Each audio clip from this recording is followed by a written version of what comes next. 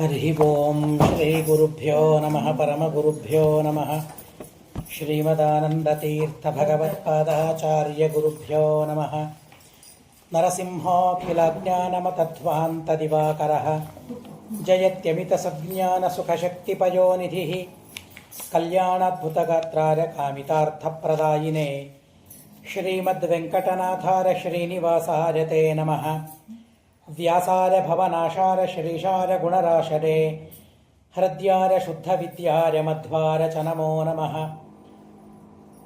ನೌಮಿನ್ಯಾರ್ಯ ಸುಧಾದಿಕರ್ಜರ ಮುನೀನ್ ಶ್ರೀಪಾದರಾಟ್ಸನ್ಮಣೀನ್ ವ್ಯಾಸಾರ್ಯಾನ್ ವಿವಿಧಾಗಮಾಬ್ಧಿವಿಹರಾನ್ ಶ್ರೀವಾದಿರಾಜಾನಪಿ ವಂದೇ ಹಂಸವರಾನ್ ರಘೂತ್ತಮ ಗುರೂನ್ ವೈದಗ್ಧ್ಯವಾರಾಂ ನಿಧೀನ್ ಶ್ರೀ ಸತ್ಯವ್ರತ ರಾಘವೇಂದ್ರ ಮುನಿಪಾನ್ ಸದ್ಬೋಧ ಸಧ್ಯಾನಪಾನ್ ಸತ್ಯಾಭಿಜ್ಞಕರಾಬ್ಜೋತ್ಥಾನ್ ಪಂಚಾಶದ್ವರ್ಷಪೂಜಕಾನ್ ಸತ್ಯಪ್ರಮೋದತೀರ್ಥಾರ್ಯಾನ್ ನೌಮಿನ್ಯಾರ್ಯ ಸುಧಾರತಾನ್ ಶಾಸ್ತ್ರೇಷು ಪಾರದೃಶ್ವಾನಂ ಶಾಸ್ತ್ರಜ್ಞೇಷು ಚ ವತ್ಸಲಂ ದೀನಭಕ್ತೋದ್ಧಾರಕರಂ ಸತ್ಯಾತ್ಮಾನಂ ಗುರುಂ ಭಜೆ ವಿದ್ಯಾಪೀಠ ವಿಧಾತಾರಂ ವಿದ್ಯಾವಾರಿಧಿಚಂದಿರಂ ವಿದ್ಯಾರ್ಥಿವತ್ಸಲಂ ವಂದೇ ಮಹಾಮಹಿಮ ಸದ್ಗುರುಂ ನಾರಾಯಣಾರ್ಯ ಪರಿಪೂರ್ಣಗುಣರ್ಣಭಾರ್ಯ ವಿಶ್ವೋದರ ಸ್ಥಿತಿಲಯೋನ್ನಿಯತಿಪ್ರದಾಯ ಜ್ಞಾನಪ್ರದಾಯ ವಿಬುಧಾಸುರ ಸೌಖ್ಯ ದುಃಖ ಸತ್ಕಾರಣಾರ್ಯ ವಿತತಾಯ ನಮೋ ನಮಸ್ತೆ. ನಾರಾಯಣಂ ನಮಸ್ಕೃತ್ಯ ನರಂ ಚೈವ ನರೋತ್ತಮಂ ದೇವೀಂ ಸರಸ್ವತೀಂ ವ್ಯಾಸಂ ತತೋ ಜರಮುದೀರಯೇತ್. ದ್ವೈಪಾಯನೋಷ್ಠಪುಟನಿಸ್ಸೃತಮಪ್ರಮೇಯಂ ಪುಣ್ಯಂ ಪವಿತ್ರಮಥ ಪಾಪಹರಂ ಶಿವಂ ಚ ಯೋ ಭಾರತಂ ಸಮಧಿಗಚ್ಚತಿ ವಾಚ್ಯಮಾನಂ ಕಿಂ ತಸ್ಯ ಪುಷ್ಕರಜಲೈರಭಿಷೇಚನೇನ ಜರತಿ ಪರಾಶರಸೂನುಃ ಸತ್ಯವತೀ ಹೃದಯನಂದನೋ ವ್ಯಾಸಃ ಯಸ್ಯಾಸ್ಯ ಕಮಲಗಲಿತಂ ವಾङ्ಮಯಮೃತಂ ಜಗತ್ಪಿಬತಿ ಸ್ವಸ್ತ್ಯಸ್ತು. ಹರಿ ಓಂ ಹರಿ ಓಂ ಹರಿ ಓಂ. ಸ್ವಯಂ ಪರಮಾತ್ಮ ತನ್ನ ಪತ್ನಿಯಾದ ದುರ್ಗಾದೇವಿಯ ಸ್ತೋತ್ರವನ್ನು ಮಾಡ್ತಾರೆ. ಆರ್ಯಾಸ್ತವ ಅಂತ ಹರಿವಂಶದಲ್ಲಿ ಪ್ರಸಿದ್ಧವಾಗಿದೆ. ದುರ್ಗಾಸ್ತುತಿ ಅಂತ ಮಹಾಭಾರತದಲ್ಲಿಯೂ ಪ್ರಸಿದ್ಧವಾಗಿದೆ. ಪರಮಾತ್ಮನ ವಿಭೂತಿ ರೂಪಗಳನ್ನು ಗೀತೆಯಲ್ಲಿ ಭಾಗವತದಲ್ಲಿ ನಮಗೆ ತಿಳಿಸ್ತಾರೆ. ಪರಮಾತ್ಮ ಎಲ್ಲೆಲ್ಲಿ ಇದ್ದು ಮಹಾ ಕಾರ್ಯಗಳನ್ನು ಮಾಡ್ತಾನೆ. ಪಾಂಡವಾನಾಂ ಧನಂಜರಃ ಇತ್ಯಾದಿಯಾಗಿ ಹೇಳಿ ಪರಮಾತ್ಮ ತನ್ನ ವಿಭೂತಿ ರೂಪಗಳನ್ನು ಹೇಳಿದ್ದಾರೆ. ಹರಿಕಥಾಮೃತ ಸಾರದಲ್ಲಿ ದಾಸರು ಆ ವಿಭೂತಿ ರೂಪಗಳ ಸಂಗ್ರಹವನ್ನು ಮಾಡ್ತಾರೆ. ದೇವರ ವಿಭೂತಿ ರೂಪಗಳಿದ್ದಂತೆ ಲಕ್ಷ್ಮೀದೇವಿಯ ವಿಭೂತಿ ರೂಪಗಳು ಇವೆ ಅನ್ನೋದನ್ನು ಸ್ವಯಂ ಪರಮಾತ್ಮ ಆರ್ಯ ಸ್ತೋತ್ರದಲ್ಲಿ ಬಹಳ ಅದ್ಭುತವಾದ ರೀತಿಯಲ್ಲಿ ಹೇಳ್ತಾರೆ. ಕನ್ಯೆಯರಲ್ಲಿ ಬ್ರಹ್ಮಚರ್ಯ ಅಂತೆ ಆ ಲಕ್ಷ್ಮೀದೇವಿ. ಸ್ತ್ರೀಯರಲ್ಲಿ ವಿವಾಹಿತರಾದ ಸ್ತ್ರೀಯರಲ್ಲಿ ಸೌಭಾಗ್ಯ ರೂಪದಿಂದ ಲಕ್ಷ್ಮೀದೇವಿ ಇರ್ತಾಳೆ. ಋತ್ವಿಜರಲ್ಲಿ ದಕ್ಷಿಣಾ ರೂಪದಿಂದ ಲಕ್ಷ್ಮೀದೇವಿ ಇರ್ತಾಳೆ. ರೈತರಲ್ಲಿ ನೇಗಿಲು, ಆ ರೈತರಲ್ಲಿ ನೇಗಿಲನ ರೂಪದಿಂದ ಲಕ್ಷ್ಮೀದೇವಿ ಇರ್ತಾಳಂತೆ, ಸೀತಾ ಅಂತ ಹೇಳ್ತಾರೆ. ಹೀಗಾಗಿ ಆ ಎಲ್ಲ ರೂಪಗಳಿಂದ ಲಕ್ಷ್ಮೀದೇವಿ ಸಿದ್ಧಿ ಸಾಯಂತ್ರಿಕಾಣ ಅಂತು ವ್ಯಾಪಾರಿಗಳಲ್ಲಿ ಸಿದ್ಧಿ ರೂಪದಿಂದ ಇರ್ತಾಳೆ. ಸಮುದ್ರಕ್ಕೆ ವೇಲಾ ರೂಪದಿಂದ ತೀರದ ರೂಪದಿಂದ ಲಕ್ಷ್ಮೀದೇವಿ ಇರ್ತಾಳೆ. ಹೀಗೆ ನಾನಾ ರೂಪಗಳಿಂದ ಲಕ್ಷ್ಮೀದೇವಿ ಇರ್ತಾಳೆ. ಇದ್ದು ಆಯಾ ಕಾರ್ಯಗಳನ್ನು ಅವಳು ಮಾಡ್ತಾಳೆ. ಸ್ತ್ರೀಯರಲ್ಲಿ ಪಾರ್ವತೀ ದೇವಿಯಾಗಿದ್ದಾಳೆ ಅವಳು. ಸಾಧ್ವಿಯರಲ್ಲಿ ಅರುಂಧತಿ ಸ್ತ್ರೀಯಾಗಿದ್ದಾಳೆ. ನಿನ್ನಿಂದ ಈ ಸಮಸ್ತ ಪ್ರಪಂಚ ವ್ಯಾಪ್ತವಾಗಿದೆ ಅಂತ ಹೇಳಿ ಆ ಪರಮಾತ್ಮನಿಗೆ ಪರಮಾತ್ಮ ಲಕ್ಷ್ಮೀದೇವಿಯನ್ನು ಈ ರೀತಿಯಾಗಿ ಪ್ರಾರ್ಥನೆ ಮಾಡಬೇಕು ಅಂತ ಹೇಳ್ತಾರೆ. ರಕ್ಷಮಾಂ ಸರ್ವ ಪಾಪೇಭ್ಯ ಪ್ರಸಾದಂ ಕರ್ತುಮರ್ಹಸಿ. ನಾನು ಎಷ್ಟೆಷ್ಟೋ ಪಾಪಗಳನ್ನು ಮಾಡಿದ್ದೇನೆ, ಆ ಪಾಪಗಳಿಂದ ನನ್ನನ್ನು ಸಂರಕ್ಷಣೆ ಮಾಡುವಂತ ಲಕ್ಷ್ಮೀದೇವಿಗೆ ಪ್ರಾರ್ಥನೆ ಮಾಡಬೇಕು. ಪ್ರತಿನಿತ್ಯ ಪ್ರಾತಃ ಕಾಲದಲ್ಲಿ ಶುದ್ಧನಾಗಿ ಮನಸ್ಸನ್ನು ಶುದ್ಧವಾಗಿಟ್ಟುಕೊಂಡು ಈ ಆರ್ಯಾಸ್ತವವನ್ನು ಪಠನೆ ಮಾಡಬೇಕು. 3 ತಿಂಗಳು ನಿರಂತರವಾಗಿ ಪಠನೆ ಮಾಡಿದರೆ ಲಕ್ಷ್ಮೀದೇವಿ ಅವರ ಅಭಿಷ್ಟಗಳನ್ನು ಪೂರ್ಣ ಮಾಡ್ತಾಳೆ. 6 ತಿಂಗಳು ನಿರಂತರವಾಗಿ ಇವುಗಳನ್ನು ಪಠನೆ ಮಾಡಿದರೆ ಅವಳು ವಿಚಿತ್ರವಾದ ವರಗಳನ್ನು ಕೊಡ್ತಾಳೆ. ಅರ್ಚಿತಾಂತು ತ್ರಿಭಿರ್ಮಾಸೈಹಿ ದಿವ್ಯಂ ಚಕ್ಷು ಪ್ರಯಚ್ಛತಿ. 3 ತಿಂಗಳು ಅತಿ ವಿಶೇಷವಾದ ರೀತಿಯಲ್ಲಿ ಲಕ್ಷ್ಮೀದೇವಿಯ ಈ ಸ್ತೋತ್ರವನ್ನು ಪಾರಾಯಣ ಮಾಡೋದರಿಂದ ದಿವ್ಯ ನೇತ್ರ ಅವರಿಗೆ ಬರ್ತದೆ ಅಂತ ಹೇಳ್ತಾರೆ. ಹೇಗೆ ಪರಮಾತ್ಮ ಅರ್ಜುನನಿಗೆ ದಿವ್ಯವಾದ ಚಕ್ಷುಸ್ಸನ್ನು ಕೊಟ್ಟ ಅಂತ ಹೇಳ್ತಾರೆ, ಹಾಗೆ ಈ ಆರ್ಯಾಸ್ತವವನ್ನು ಪಾರಾಯಣ ಮಾಡೋದರಿಂದ ಪರಮಾತ್ಮನನ್ನು ನೋಡುವ ಕಣ್ಣು, ಎಲ್ಲ ಕಡೆಗೆ ಪರಮಾತ್ಮನ ಚಿಂತನೆ ಮಾಡುವ ಅತ್ಯದ್ಭುತವಾಗಿರತಕ್ಕಂತಹ ಸೌಭಾಗ್ಯ ಅವರಿಗೆ ದೊರಕ್ತದೆ ಅಂತ ಹೇಳ್ತಾರೆ. ಆರಣ್ಯಕಾಚಾರ್ಯರು, ವಿಷ್ಣುತೀರ್ಥರು ಇದನ್ನೇ ತುಂಬ ಸುಂದರವಾಗಿ ಪ್ರಾರ್ಥನೆ ಮಾಡ್ತಾರೆ. ನನಗೆ ನಿನ್ನನ್ನು ಎಲ್ಲ ಕಡೆಗೆ ನೋಡಬೇಕು ಅಂತ ಅಪೇಕ್ಷೆ, ಆದರೆ ಆ ನೋಡುವ ಕಣ್ಣು ನನಗೆ ಇಲ್ಲ. ಹೀಗಾಗಿ ನಾನು ಏನೇನನ್ನೋ ನೋಡ್ತೇನೆ, ಅನೇಕ ವಿಷಯ ಪದಾರ್ಥಗಳು ಇವೆ. ಆ ವಿಷಯ ಪದಾರ್ಥಗಳನ್ನು ನಾನು ನೋಡ್ತೇನೆ, ಹಣ್ಣು ನೋಡ್ತೇನೆ, ಮತ್ತೊಂದನ್ನು ನೋಡ್ತೇನೆ, ಹೀಗೆ ನೂರಾರು ವಿಷಯಗಳಿವೆ ನೋಡೋದಕ್ಕಾಗಿ, ಅವುಗಳೆಲ್ಲ ನಾನು ನೋಡ್ತೇನೆ. ಆದರೆ ನಿನ್ನನ್ನು ಮಾತ್ರ ನೋಡ್ಲಿಕ್ಕೆ ಆಗೋದಿಲ್ಲ, ಯಾಕೆಂದರೆ ನೀನು ನನಗೆ ಕಾಣಿಸೋದಿಲ್ಲ, ನನ್ನ ಕಣ್ಣು ಹಾಗಿಲ್ಲ. ಆದ್ದರಿಂದಾಗಿ ನೀನೇ ಒಂದು ಕೆಲಸ ಮಾಡು, ನಾನು ಹಣ್ಣನ್ನು ನೋಡ್ತೀನಲ್ಲ, ಹಣ್ಣಲ್ಲೇ ನೀನಿದ್ದು ಬಿಡು, ನೀನು ನನಗೆ ಕಾಣಿಸಿಬಿಡು. ಯತ್ರ ಯತ್ರ ಗತಿರ್ ಮಮೇಶ್ವರ ತತ್ರ ತೇಸ್ತು ಪದಾಂಬುಜಂ. ನಿನ್ನನ್ನು ಪ್ರತ್ಯೇಕವಾಗಿ ನನಗೆ ನೋಡ್ಲಿಕ್ಕಾಗೋದಿಲ್ಲ, ನಾನು ಯಾವುದನ್ನು ನೋಡ್ತೀನಲ್ಲ ಅಲ್ಲೇ ನೀನು ನನಗೆ ಕಾಣಿಸಿಬಿಡು, ನಿನ್ನ ಪಾದವನ್ನು, ನಿನ್ನ ಸ್ವರೂಪವನ್ನು ನನಗೆ ತೋರಿಸಿಬಿಡು ಅಂತ ಪ್ರಾರ್ಥನೆ ಮಾಡ್ತಾರೆ. ಆ ರೀತಿಯಾಗಿ ದಿವ್ಯವಾದ ಚಕ್ಷುಸ್ಸು ಅವರಿಗೆ ಲಕ್ಷ್ಮೀದೇವಿ ಕೊಡ್ತಾಳಂತೆ. ಒಂದು ವರ್ಷದ ತನಕ ನಿರಂತರ ಆರ್ಯಾಸ್ತವವನ್ನು ಪಾರಾಯಣ ಮಾಡಿದರೆ ಅವರ ಎಲ್ಲ ತರಹದ ಅಭೀಷ್ಟಗಳು ಪೂರ್ಣವಾಗ್ತದೆ, ಬಂಧನದ ಪರಿಹಾರ ಆಗ್ತದೆ, ಪುತ್ರನಾಶ ಆಗ್ತಾ ಇತ್ತು ಅಂತಂದರೆ ಅದರ ಪರಿಹಾರ ಆಗ್ತದೆ, ಧನಕ್ಷದ ಪರಿಹಾರ ಆಗ್ತದೆ, ವ್ಯಾಧಿಯ ಪರಿಹಾರ, ಮೃತ್ಯುವಿನ ಪರಿಹಾರ, ಎಲ್ಲ ತರಹದ ಭಯದ ಪರಿಹಾರವನ್ನು ಲಕ್ಷ್ಮೀದೇವಿ ಮಾಡ್ತಾಳೆ. ಆರ್ಯ ಅಂತ ಅವಳಿಗೆ ಕರೀತಾರೆ. ಆರ್ಯಾದೇವಿ ಸಮಸ್ತ ಭಯಗಳ ಪರಿಹಾರವನ್ನು ಮಾಡಿ ಸಮಸ್ತ ದುಃಖಗಳ ಪರಿಹಾರವನ್ನು ಮಾಡ್ತಾರೆ ಅಂತ ಪರಮಾತ್ಮ ಅವಳ ಸ್ತೋತ್ರವನ್ನು ಮಾಡಿ, ಅಹಮಪ್ಯಾತ್ಮನೋವೃತ್ತಿಂ ವಿಧಾಸ್ಯೆ ಗೋಷು ಗೋಪವತ ಸ್ವವೃದ್ಧರ್ಥಮಹಂ ಚೈವ ಕರಿಷ್ಯೆ ಕಂಸ ಗೋಪತಾಂ. ನಾನು ಕೂಡ ಕೃಷ್ಣನಾಗಿ ಅವತಾರವನ್ನು ತಾಳ್ತೇನೆ, ಗೋಪಾಲಕರಲ್ಲಿರ್ತೇನೆ, ಅವುಗಳನ್ನು, ಆ ಆಕಳುಗಳನ್ನು ಸಂರಕ್ಷಣೆ ಮಾಡ್ತಾ ನಾನಿರ್ತೇನೆ. ಪರಮಾತ್ಮ ತನ್ನ ವ್ಯಾಪಾರವನ್ನು ಹೇಳ್ತಾನೆ. ಯಶ್ಚೈತತ್ ಪಠತೆ ಸ್ತೋತ್ರಂ ಶೃಣುಯಾದ್ವಾಪ್ಯಭೀಕ್ಷಣತಃ ಸರ್ವಾರ್ಥ ಸಿದ್ಧಿಂ ಲಭತೆ ನರೋ ನಾಸ್ತ್ಯತ್ರ ಸಂಶಯಃ. ಯಾರು ಈ ಸ್ತೋತ್ರವನ್ನು ಶ್ರವಣ ಮಾಡ್ತಾರೆ, ಒಂದು ಸಲ ಅಲ್ಲ, ನಿರಂತರ ಮತ್ತೆ ಮತ್ತೆ ಅಭೀಕ್ಷಣಶಃ ಪುನಃ ಪುನಃ ಶ್ರವಣ ಮಾಡಬೇಕು ಅಂತ ಹೇಳ್ತಾರೆ. ಪ್ರತಿನಿತ್ಯ ಈ ಸ್ತೋತ್ರದ ಶ್ರವಣವನ್ನು ಮಾಡಿದರೆ ಸರ್ವಾರ್ಥ ಸಿದ್ಧಿಯವರಿಗೆ ಲಬ್ಧವಾಗ್ತದೆ. ಈ ವಿಷಯದಲ್ಲಿ ಸರ್ವಥಾ ಸಂದೇಹ ಇಲ್ಲ ಅಂತ ತಿಳಿಸ್ತಾರೆ. ಪರಮಾತ್ಮ 8ನೇ ಗರ್ಭದಲ್ಲಿ ತಾನು ಕೃಷ್ಣ ಪರಮಾತ್ಮ ಪ್ರವೇಶ ಮಾಡ್ತಾನೆ. ಸೋಪ್ಯತ್ರ ಗರ್ಭವಸತೋ ವಸತ್ಯಾತ್ಮೇಚ್ಛದ ಹರಿಹಿ. ಮಹಾಭಾರತ ಹರಿವಂಶ ನಮಗೆ ತಿಳಿಸ್ತದೆ. ಪರಮಾತ್ಮ ಆ ದೇವಕಿಯ ಗರ್ಭದಲ್ಲಿ ಬಂದ. ಶುಕ್ಲ ಶೋಣಿತ ಸಂಬಂಧದಿಂದಾಗಿ ಪರಮಾತ್ಮನ ದೇಹದ ನಿರ್ಮಾಣ ಸರ್ವಥಾ ಅಲ್ಲ ಅಂತ ಹೇಳ್ತಾರೆ. ಸರ್ವಥಾ ಸಂಬಂಧವೇ ಇಲ್ಲ. ಭಗವಂತನಿಗೆ ಪ್ರಾಕೃತವಾದ ಶರೀರವೇ ಇಲ್ಲ. ಬ್ರಹ್ಮದೇವರಿಗೆ ಮಹತ್ತತ್ವಾತ್ಮಕವಾದ ಶರೀರ ಇದೆ, ಜಡವಾದ ಶರೀರ ಬ್ರಹ್ಮದೇವರಿಗೆ ಇದೆ. ನಮ್ಮಂಥ ಶರೀರ ಅಲ್ಲ. 100 ವರ್ಷ ಆಯಿತು ಅಂತಂದರೆ ಮರಣ ಬರುವಂಥ ಶರೀರ ಬ್ರಹ್ಮದೇವರದಲ್ಲ. ಅವರಿಗೆ ವಾರ್ಧಕ್ಯ ಬರುವ ದೇಹ ಅಲ್ಲ ಅವರಿಗೆ. ಅವರ ದೇಹ ಯಾವಾಗಲೂ ಯುವಕರಾಗಿಯೇನೇ ಬ್ರಹ್ಮದೇವರಿರ್ತಾರೆ. ವಾರ್ಧಕ್ಯ ಅಂತ ಅನ್ನೋ ಪ್ರಸಕ್ತಿಯೇ ಬ್ರಹ್ಮದೇವರಿಗೆ ಇಲ್ಲ. ಏನು ಮಾಡಿದರೂ ಬ್ರಹ್ಮದೇವರಿಗೆ ನೋವಾಗೋದಿಲ್ಲ, ಏನು ಮಾಡಿದರೂ ಶ್ರಮ ಬ್ರಹ್ಮದೇವರಿಗೆ ಆಗೋದಿಲ್ಲ. ಅಂಥ ಚಿತ್ರವಾದ ಮಹತ್ತತ್ವಾತ್ಮಕವಾದ ದೇಹ ಬ್ರಹ್ಮದೇವರಿಗೆ ಮಾತ್ರ, ಋಜುಗಣದವರಿಗೆ ಮಾತ್ರ. ರುದ್ರದೇವರಿಗೂ ಸಹ ಆ ತರಹದ ದೇಹ ಇಲ್ಲ. ಮತ್ತೆ ವ್ಯತ್ಯಾಸವಾಗಿ ಬಿಡ್ತದೆ. ಅಹಂಕಾರ ತತ್ವಾತ್ಮಕವಾದ ದೇಹ ರುದ್ರದೇವರಿಗೆ ಬರ್ತದೆ. ಅಂತೂ ಆ ದೇಹಗಳು ಬ್ರಹ್ಮಾದಿ ದೇವತೆಗಳಿಗೆ ಇವೆ, ಆದರೆ ಪರಮಾತ್ಮನಿಗೆ ಮಾತ್ರ ಯಾವ ದೇಹ ಇಲ್ಲ. ಲಕ್ಷ್ಮೀದೇವಿಗೂ ಜಡವಾದ ಶರೀರ ಇಲ್ಲ. ಅವರು ಆವಿರ್ಭೂತರಾಗ್ತಾರೆ. ಆವಿರ್ಭಾವ ಪ್ರಾದುರ್ಭಾವ ಮಾತ್ರ, ಪ್ರಕಟರಾಗ್ತಾರೆ ಅಷ್ಟೇ ಅವರು, ಹೊರತು ಅವರಿಗೆ ಜನ್ಮ ಅಂತ ಅನ್ನೋದು ಸರ್ವಥಾ ಇಲ್ಲ. ಅದನ್ನು ತಿಳಿಬೇಕು. ಹರಿವಂಶ ಹೇಳ್ತದೆ, ಸೋಪ್ಯತ್ರ ಗರ್ಭವಸತೌ ವಸತಿ. ಗರ್ಭಗುಡಿಯಲ್ಲಿ ಪರಮಾತ್ಮ ವಾಸ ಮಾಡ್ತಾನೆ. ಹೇಗೆ? ಆತ್ಮೇಚ್ಛಯ, ಕರ್ಮದಿಂದ ಅಲ್ಲ. ಪ್ರಾರಬ್ಧ ಕರ್ಮದಿಂದಾಗಿ ನಾವೆಲ್ಲ ಗರ್ಭದಲ್ಲಿ ವಾಸ ಮಾಡ್ತೇವೆ. ಆದರೆ ಪರಮಾತ್ಮ ತನ್ನ ಪ್ರಾರಬ್ಧ ಕರ್ಮದಿಂದ ವಾಸ ಮಾಡಿದ್ದಾನೆ ಅಂದರೆ ಸರ್ವಥಾ ಅಲ್ಲ ಅಂತ ಹೇಳ್ತಾರೆ. ಪ್ರಾರಬ್ಧ ಕರ್ಮದಿಂದ ಭಗವಂತ ಗರ್ಭವಾಸ ಅಲ್ಲ, ಆತ್ಮೇಚ್ಛಯ, ಕೇವಲ ತನ್ನ ಇಚ್ಛೆಯಿಂದ ಪರಮಾತ್ಮ ಗರ್ಭದಲ್ಲಿ ವಾಸ ಮಾಡ್ತಾನೆ. ಶ್ರೀಮದಾಚಾರ್ಯರು ಎಷ್ಟು ಅದ್ಭುತವಾದ ಸಿದ್ಧಾಂತಗಳನ್ನು ನಮಗೆ ತಿಳಿಸಿದ್ದಾರೆ. ಇವತ್ತು ಆಕ್ಷೇಪ ಇದೆ ಆಚಾರ್ಯರ ಮೇಲೆ. ಶ್ರೀಮದಾಚಾರ್ಯ ಯಾವ ಶ್ಲೋಕಗಳನ್ನು ಉದಾಹರಣೆ ಮಾಡ್ತಾರೆ, ಯಾವ ಶ್ಲೋಕಗಳು ಪುರಾಣಗಳಲ್ಲಿ ಸಿಗೋದಿಲ್ಲ ಅಂತ ಹೇಳ್ತಾರೆ. ಆದರೆ ವಿಚಿತ್ರ, ಎಲ್ಲ ಪ್ರಮೇಯಗಳು ನಮಗೆ ಸಿಗ್ತವೆ. ಆ ಶ್ಲೋಕ ಸಿಗೋದಿಲ್ಲ, ಆದರೆ ಪ್ರಮೇಯಗಳು ಸಿಗ್ತವೆ. ನಮ್ಮ ಸ್ವಾಮಿಗಳು ಮೇಲಿಂದ ಮೇಲೆ ಹೇಳ್ತಾ ಇದ್ರು ನಾವು ಆಕ್ಷೇಪ ಮಾಡಿದಾಗ. ಇದೇ ಆಕ್ಷೇಪವನ್ನು ನಾವು ಸ್ವಾಮಿಗಳೇ ಮಾಡ್ತಾ ಅಲ್ಲಿ ಇಲ್ಲಿ ಪುಸ್ತಕ ಓದೋದು, ಹೀಗಾಗಿ ಇಷ್ಟೆಲ್ಲ ಆಕ್ಷೇಪ ಮಾಡ್ತಾರೆ. ಹೌದು, ನಾವು ಪುರಾಣಗಳನ್ನು ತೆಗೆದರೆ ಆ ಶ್ಲೋಕಗಳು ಸಿಗೋದಿಲ್ಲ, ಆಕ್ಷೇಪ ಮಾಡ್ತಾ ಇದ್ವಿ. ಎಲ್ಲಿಯೂ ಶ್ಲೋಕ ಸಿಗೋದೇ ಇಲ್ಲ ಅಂತ ಶ್ಲೋಕಗಳನ್ನು ಉದಾಹರಣೆ ಮಾಡ್ತಾರೆ ಎಂದದ್ದಕ್ಕೆ ಮಹಾಸ್ವಾಮಿಗಳು ತುಂಬ ಸೊಗಸಾದ ಉತ್ತರವನ್ನು ಕೊಟ್ಟಿದ್ರು. ಶ್ಲೋಕ ಸಿಗೋದಿಲ್ಲ ನಿಜ, ಆದರೆ ಪ್ರಮೇಯಗಳು. ಪರಮಾತ್ಮ ಕೇವಲ ತನ್ನ ಇಚ್ಛೆಯಿಂದ ಗರ್ಭದಲ್ಲಿ ವಾಸ ಮಾಡ್ತಾನೆ, ಪ್ರಾರಬ್ಧ ಕರ್ಮದಿಂದ ಅಲ್ಲ. ಇದು ಶ್ರೀಮದಾಚಾರ್ಯ ನಮಗೆ ತಿಳಿಸಿದ ಸಿದ್ಧಾಂತ. ಅದಕ್ಕಾಗಿ ಅನೇಕ ಶ್ಲೋಕಗಳನ್ನು ಉದಾಹರಣೆ ಮಾಡಿದ್ದಾರೆ. ಅವು ಸಿಗದೇ ಇರಬಹುದು, ಆದರೆ ಆ ಪ್ರಮೇಯಗಳು ಮಾತ್ರ ನಮಗೆ ಸಿಗ್ತದೆ. ಹಾಗಾದರೆ ಇವೇ ಉದಾಹರಣೆ ಮಾಡಬಹುದಾಗಿತ್ತಲ್ಲ ಅಂತ ಪ್ರಶ್ನೆ ಮಾಡಿದ್ವಿ. ಅದಕ್ಕೆ ಮಹಾಸ್ವಾಮಿಗಳು ಹೇಳಿದರು, ಇವುಗಳನ್ನು ನೀವು ಓದಲಿಕ್ಕೆ ಸಿಗ್ತದೆ, ಹರಿವಂಶ ನಮಗೆ ಸಿಗ್ತದೆ, ಮಹಾಭಾರತ ನಮಗೆ ಸಿಗ್ತದೆ, ಇಲ್ಲಿ ಆ ಶ್ಲೋಕಗಳು ನೋಡಲಿಕ್ಕೆ ಸಿಗುತ್ತದೆ. ಆದರೆ ಅತ್ಯಪರೂಪವಾದ ಗ್ರಂಥಗಳ ನಾಮಗಳನ್ನು ಉದಾಹರಣೆ ಮಾಡಿ ಅಲ್ಲಿಯ ಪ್ರಮಾಣಗಳನ್ನು ಉದಾಹರಣೆ ಮಾಡ್ತಾರೆ. ಆ ಗ್ರಂಥಗಳನ್ನು ನಮಗೆ ದೊರಕಿಸಿಕೊಡ್ತಾರೆ.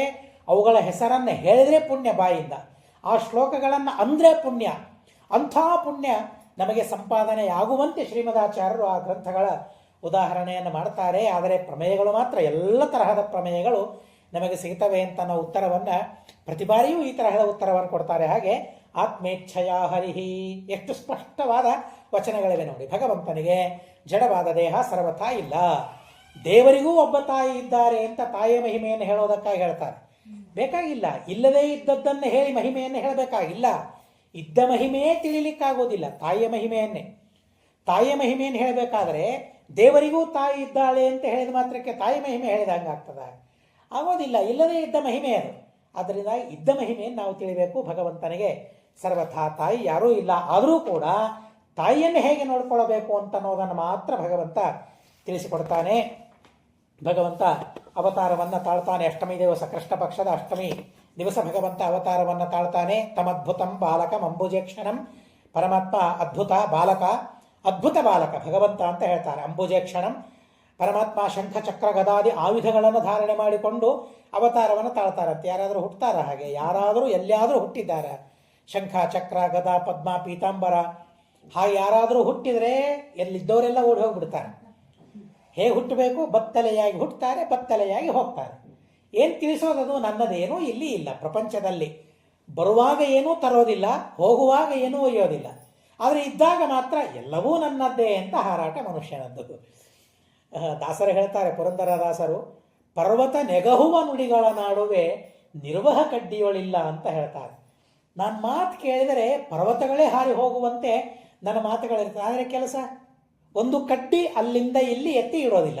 ಇದು ನನ್ನ ಪರಿಸ್ಥಿತಿ ಅಂತ ದಾಸರು ತುಂಬ ಸುಂದರವಾಗಿ ಹೇಳ್ತಾರೆ.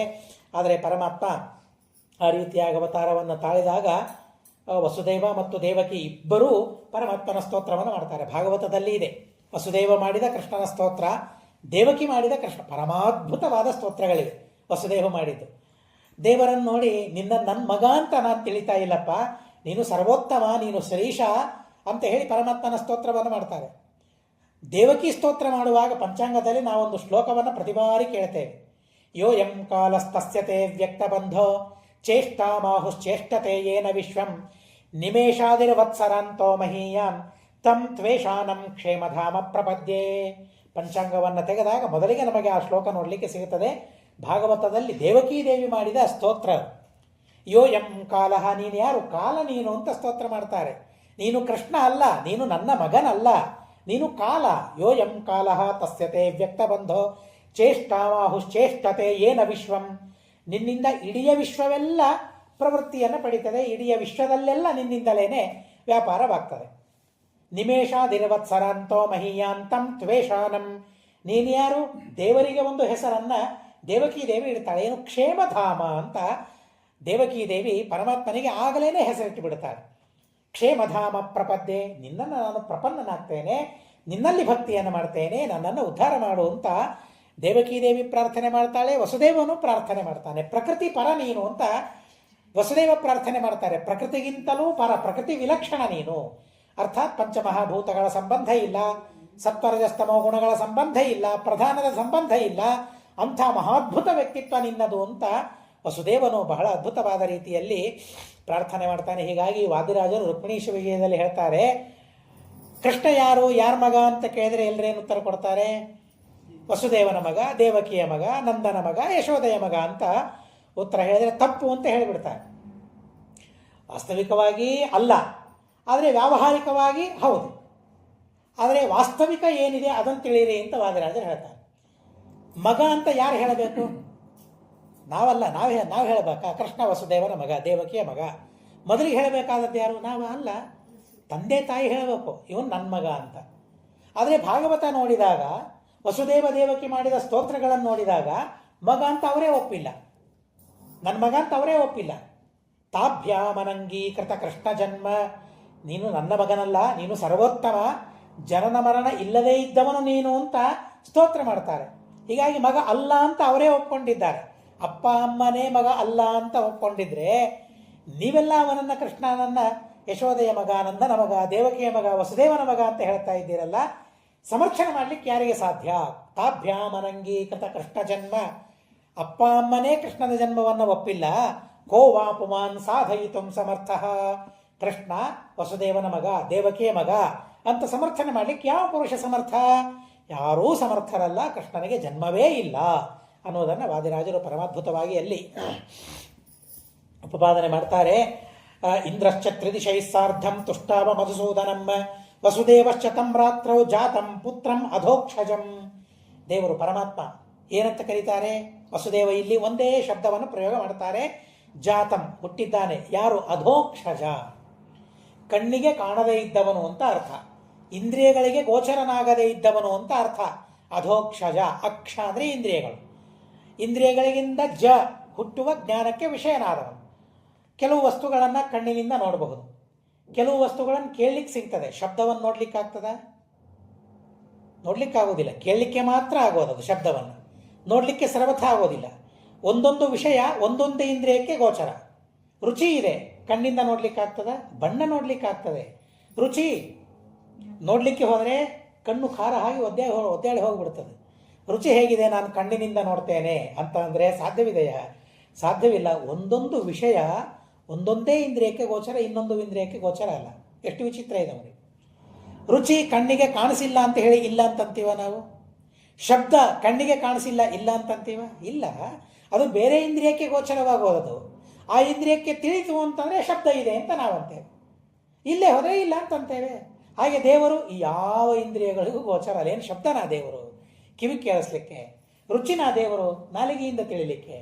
ಒಂದು ರೂಪನ ದೇವರು ಕಣ್ಣಿಂದ ನೋಡಲಿಕ್ಕೆ. ಏನು ಗಂಧನ ದೇವರು ಮೂಗಿನಿಂದ ತಿಳಿಲಿಕ್ಕೆ ದೇವರನ್ನ. ಏನು ಸ್ಪರ್ಶವ ದೇವರು ಮುಟ್ಟಿ ನೋಡಲಿಕ್ಕೆ ಅಲ್ಲ. ಇವ್ಯಾವ ವಸ್ತು ಅಲ್ಲ ದೇವರು. ಇವುಗಳೆಲ್ಲ ವಿಲಕ್ಷಣವಾದದ್ದು ಪರಮಾತ್ಮ. ಆದ್ದರಿಂದ ಅವ್ಯಕ್ತ, ಅದಕ್ಕೆ ದೇವರನ್ನು ಅವ್ಯಕ್ತ ಅಂತ ಕರೀತಾರೆ. ವ್ಯಕ್ತನಾಗೋದಿಲ್ಲ ಭಗವಂತ, ಕೇವಲ ತನ್ನ ಅನುಗ್ರಹದಿಂದ ವ್ಯಕ್ತನಾಗ್ತಾನೆ ಅಂತ ಹೇಳ್ತಾರೆ. ದೇವರನ್ನ ಅವ್ಯಕ್ತ ಅಂತ ಕರೀತಾರೆ. ಅವ್ಯಕ್ತಂ ವ್ಯಕ್ತಿಮಾಪನ್ನಂ. ಅವ್ಯಕ್ತ ಪರಮಾತ್ಮ ವ್ಯಕ್ತನಾಗ್ತಾನೆ ಅಂತಂದರೆ ಅದು ಕೇವಲ ತನ್ನ ಅನುಗ್ರಹದಿಂದ ಭಗವಂತ ತನ್ನ ಅಪರೋಕ್ಷವನ್ನು ತನ್ನ ಭಕ್ತರಿಗೆ ಮಾಡಿಸ್ಕೊಡ್ತಾನೆ. ನಮ್ಮ ಸಾಮರ್ಥ್ಯದಿಂದ ದೇವರನ್ನು ನೋಡ್ಲಿಕ್ಕೆ ಸರ್ವಥಾ ಸಾಧ್ಯವಿಲ್ಲ.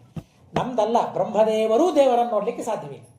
ದೇವರು ತೋರಿಸಿದರೆ ಬ್ರಹ್ಮದೇವರು ನೋಡ್ಬೇಕು, ದೇವರು ತೋರಿಸಿಲ್ಲ ಬ್ರಹ್ಮದೇವರಿಗೂ ನೋಡ್ಲಿಕ್ಕೆ ಆಗೋದಿಲ್ಲ.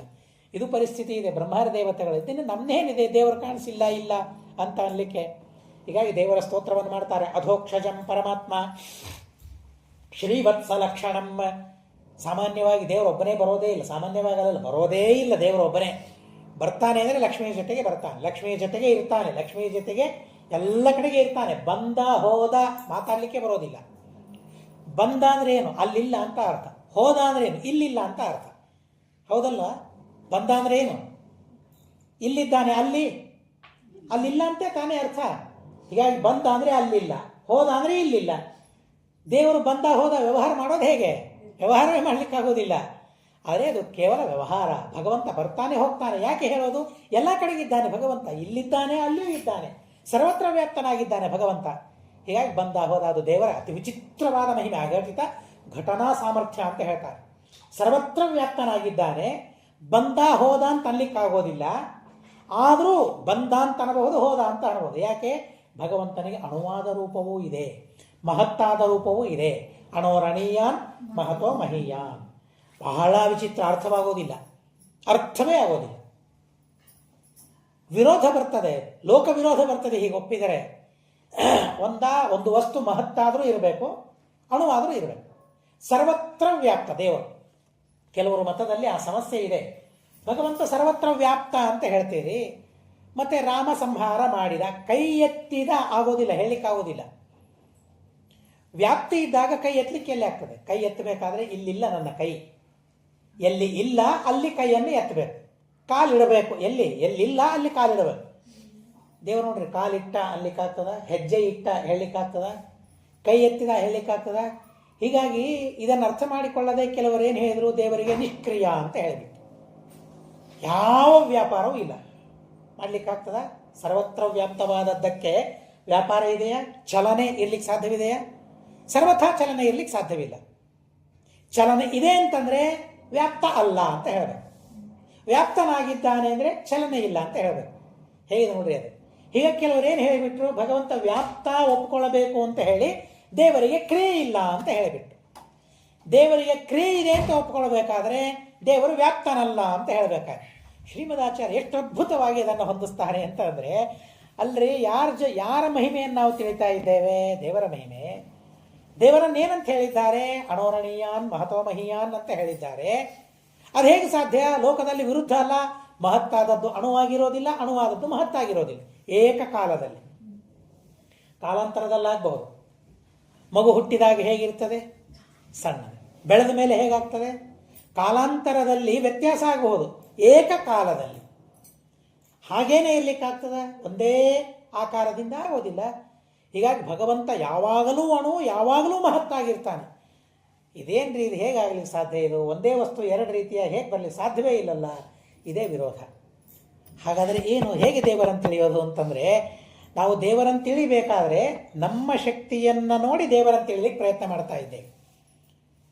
ನಾವು ಹೇಗಿದ್ದೇವೆ ಅಂತ ನಮ್ಮನ್ನು ತಿಳಿದು ನಮ್ಮಂತೆ ದೇವರನ್ನು ತಿಳಿಲಿಕ್ಕೆ ನಾವು ಪ್ರಯತ್ನ ಮಾಡ್ತಾ ಇದ್ದೇವೆ. ಅದು ಆಗೋದಿಲ್ಲ. ಅದು ಸರ್ವಥಾ ಹಾಗೆ ತಿಳಿಲಿಕ್ಕೆ ಹೋಗಬೇಡ್ರಿ ಅಂತ ಹೇಳ್ತಾರೆ. ದೇವರನ್ನು ತಿಳಿಬೇಕಾದರೆ ಶಾಸ್ತ್ರ ಹೇಳಿದಂತೆ ದೇವರನ್ನು ತಿಳಿಬೇಕು. ಅಘಟಿತ ಘಟನಾ ಸಾಮರ್ಥ್ಯ ಭಗವಂತನಿಗೆ ಇದೆ. ಯಾವುದಾಗೋದಿಲ್ಲಲ್ಲ ಅದನ್ನು ಮಾಡಿ ತೋರಿಸುವ ಸಾಮರ್ಥ್ಯ ದೇವರಿಗೆ ಇದೆ. ಅಘಟಿತ ಘಟನಾ ಸಾಮರ್ಥ್ಯ. ಅದನ್ನು ಲೋಕದಲ್ಲಿಯೂ ನಾವು ಅನೇಕ ಜನರಲ್ಲಿ ಅದನ್ನು ಕಾಣುತ್ತೇವೆ. ಅನೇಕ ಜನರಲ್ಲಿ ನಾವು ಅದನ್ನು ಕಾಣುತ್ತೇವೆ. ಎಂಥೆಂಥ ವ್ಯಕ್ತಿಗಳಿದ್ದಾರೆ, ಸಣ್ಣ ಸಣ್ಣ ಮಕ್ಕಳಿದ್ದಾರೆ, ಎಂಥೆಂಥ ವಿಚಿತ್ರವಾದ ಕಾರ್ಯಗಳನ್ನು ಮಾಡ್ತಾರೆ. ಒಬ್ಬ ಸಣ್ಣ 4, 5, 3 ವರ್ಷದ ಮಗು ಎಲ್ಲ ರಾಗಗಳನ್ನು ಪರಿಚಯ ಅವನಿಗೆ ಇದೆ. ಹಾಡಿದರೆ ಅದು ಯಾವ ರಾಗ ಅಂತ ಹೇಳ್ತಾನೆ. ಎಲ್ಲ ಕಡೆಗೆ ವೈರಲ್ ಆಯಿತು, ನೀವು ನೋಡಿರ್ಬೋದು. ಎಷ್ಟು ಓದಿದರೂ ಅದು ಯಾವ ರಾಗ ಅಂತ ಗೊತ್ತಾಗೋದಿಲ್ಲ, ಎಷ್ಟು ಕೇಳಿದರೂ ಯಾವ ರಾಗ ಅಂತ ಗೊತ್ತಾಗೋದಿಲ್ಲ. ಆದರೆ ಚಿಕ್ಕ ಮಗು, ಅವನಿಗೆ ಎಲ್ಲ ರಾಗಗಳ ಪರಿಚಯ. ಅತಿ ಸಣ್ಣ ಮಗು, ಯಾರೂ ಸಾಲ್ವ್ ಮಾಡಲಿಕ್ಕಾಗೋದಿಲ್ಲ ಅಂಥ ಪ್ರಾಬ್ಲಮ್ಸ್ಗಳನ್ನು ಸಾಲ್ವ್ ಮಾಡ್ತಾನೆ. ಎಷ್ಟು ಜನರನ್ನು ನಾವು ನೋಡಿದ್ದೇವೆ. ಯಾರಾದರೂ ಬಂದು ಹೇಳಿದರೆ ಏನಂತ, ಇದೆಲ್ಲ ಸಾಧ್ಯವಿಲ್ಲ, ಯಾಕೆ ನನಗಿಲ್ಲ ಆದ್ದರಿಂದ ಯಾರಿಗೂ ಇಲ್ಲ ಅಂತ ನಾವು ತಿಳಿದೇವೆ. ಸಣ್ಣ ಮಕ್ಕಳು ಈ ಎಲ್ಲ ಸಮಸ್ಯೆಗಳನ್ನು ಪರಿಹಾರ ಮಾಡಲಿಕ್ಕೆ ಸಾಧ್ಯವಿದೆಯಾ? ನಮ್ಮ ದೃಷ್ಟಿಯಲ್ಲಿ ಸಾಧ್ಯವಿಲ್ಲ. ಯಾಕೆ ನಾನು ಈಗ ದೊಡ್ಡವನಾದರೂ ನನಗಾಗ್ತಾ ಇಲ್ಲ, ಹೀಗಾಗಿ ಯಾರಿಗೂ ಆಗೋದಿಲ್ಲ ಅಂತ ನಾನು ಹೇಳ್ತೇನೆ. ನಮ್ಮಲ್ಲಿಯೇ ಈ ಲೋಕದಲ್ಲಿರುವ ವ್ಯಕ್ತಿಗಳನ್ನೇ ನೋಡಿದರೆ, ನಮ್ಮಲ್ಲಿ ಒಬ್ಬ ವಿದ್ಯಾರ್ಥಿ ಇದ್ದಾನೆ. ಅವನು ಒಂದು ಸಲ ಪಂಚಾಂಗ ನೋಡಿದರೆ ಸಾಕು, ಒಂದೇ ಸಲ ಪಂಚಾಂಗ ನೋಡಿದರೆ ಸಾಕು. ಅವನು ಯಾವ ಪುಸ್ತಕ ನೋಡಿದರೂ ಸಾಕು. ನೀವು ನೋಡಿರ್ಬೋದು, ಒಂದು ಸಲ ಅವನ ಪರೀಕ್ಷೆಯನ್ನು ಮಹಾಸ್ವಾಮಿಗಳು ತೆಗೆದುಕೊಂಡ್ರು. ಅವನದ್ದೇನು ಶಕ್ತಿ ಅಂದರೆ, ಒಂದು ಸಲ ಒಂದು ಪುಸ್ತಕ ನೋಡಿದರೆ ಸಾಕು, ಪಂಚಾಂಗ ನೋಡಿದರೆ ಸಾಕು, ಈ ತಿಂಗಳಲ್ಲಿ ಸೋಮವಾರ ಯಾವ ತಿಥಿ ಬಂದಿದೆ ಅಂದರೆ ಹೇಳ್ತಾನೆ ಅವನು. ಬಹಳ ವಿಚಿತ್ರ. ಅವತ್ತು ಏಕಾದಶಿ, ಇಡೀ ವರ್ಷದಲ್ಲಿ ಯಾವುದೇ ವರ್ಷದ ಏಕಾದಶಿ ಕೇಳಿದ್ರೆ ಹೇಳ್ತಾನೆ, ದ್ವಾದಶಿ ಕೇಳಿದ್ರೆ ಹೇಳ್ತಾನೆ, ವಾರ ಹೇಳಿದ್ರೆ ತಿಥಿ ಹೇಳ್ತಾನೆ, ತಿಥಿ ಹೇಳಿದ್ರೆ ವಾರ ಹೇಳ್ತಾನೆ, ಡೇಟ್ ಕೇಳಿದ್ರೆ ವಾರ, ತಿಥಿ, ನಕ್ಷತ್ರ ಎಲ್ಲನೂ ಹೇಳ್ಬಿಡ್ತಾನೆ. ನಾವು ಕೇಳಿದ್ವಿ, ಏನು ಮಾಡ್ತೀನಿ ನೀನು ಅಂತ ಕೇಳಿದ್ವಿ. ಆಶ್ಚರ್ಯ ನಮಗೆ, ಸರ್ವಥಾ ಸಾಧ್ಯವೇ ಇಲ್ಲ. ಏನಿಲ್ಲ, ಒಂದು ಸಲ ನೋಡ್ತೇನೆ, ಒಂದು ಸಲ ನೋಡಿದರೆ ಸಾಕು ನೆನಪಿತ್ತು ಬಿಡ್ತದೆ ಅಂತ ಹೇಳ್ಬಿಡ್ತಾನೆ ಅವನು. ಅದು ಹೇಗೆ ಸಾಧ್ಯ? ನಮಗೆ ಸಾಧ್ಯವೇ ಇಲ್ಲ. ಅದು ನಮ್ಮ ದೃಷ್ಟಿಯಲ್ಲಿ ನೋಡ್ತೇವೆ. ಅವನಿಗೆ ಇನ್ನೂ 15 ವರ್ಷ ಇಲ್ಲ. ಅವನು ಈಗ ನಾವು ಅದನ್ನು ಕೇಳಿದ್ದೇವೆ, ಆದರೆ ಅವನು ಹುಡುಗನಿದ್ದಾಗಲಿಂದಲೂ ಅದೇ ತರಹದ ಶಕ್ತಿ ಇತ್ತು ಅಂತ ಅವರ ತಂದೆ ತಾಯಿ ಹೇಳ್ತಾರೆ. ಇನ್ನೂ ಕೆಲವರು ಇರ್ತಾರೆ, ಮುಟ್ಟಿ ಬಣ್ಣ ಏನು ಅಂತ ಹೇಳ್ತಾರೆ. ಏನು ವಿಚಿತ್ರವಾದ, ನಮಗಿಲ್ಲ ಅಂತಂದರೆ ಯಾರಿಗೂ ಇಲ್ಲ ಅಂತ ನಾವು ತಿಳಿತೇವೆ. ಈ ಲೋಕದಲ್ಲಿರುವ ಅಲ್ಪ ಸಮರ್ಥರಾದ ಜನರಿಗೇನೆ ಈ ಸಾಮರ್ಥ್ಯವನ್ನು ನಾವು ನೋಡ್ತೇವೆ. ನಮ್ಮಂತೆ ಅವರಿದ್ದಾರೆ ಅಂತ ತಿಳಿಯೋದಲ್ಲ. ಯಾವ ಹುತ್ತಲ್ಲಿ ಯಾವ ಹಾವಿದೆ ಅಂತ ಗಾದೆಯನ್ನು ಕೇಳ್ತೀವಲ್ಲ, ಯಾವ ಹುತ್ತಲ್ಲಿ ಯಾವ ಹಾವಿದೆಯೋ ಗೊತ್ತಿಲ್ಲ. ಆದ್ದರಿಂದ ಏನು ಸಾಮರ್ಥ್ಯ ಇದೆ ಗೊತ್ತಿಲ್ಲ. ಪ್ರದಕ್ಷಿಣೆ ಹಾಕಬೇಕು, ಪೂಜೆ ಮಾಡಬೇಕು, ನಮಗೆ ಯಾವಾಗ ಫಲ ಸಿಗ್ತದೆ ಗೊತ್ತಿಲ್ಲ ಅಂತ ನಾವು ಹೇಳ್ತೀವಲ್ಲ. ಹಾಗೆ ಪ್ರಪಂಚದಲ್ಲಿರುವ ಜನರೇ ಹೇಗಿದ್ದಾರೆ.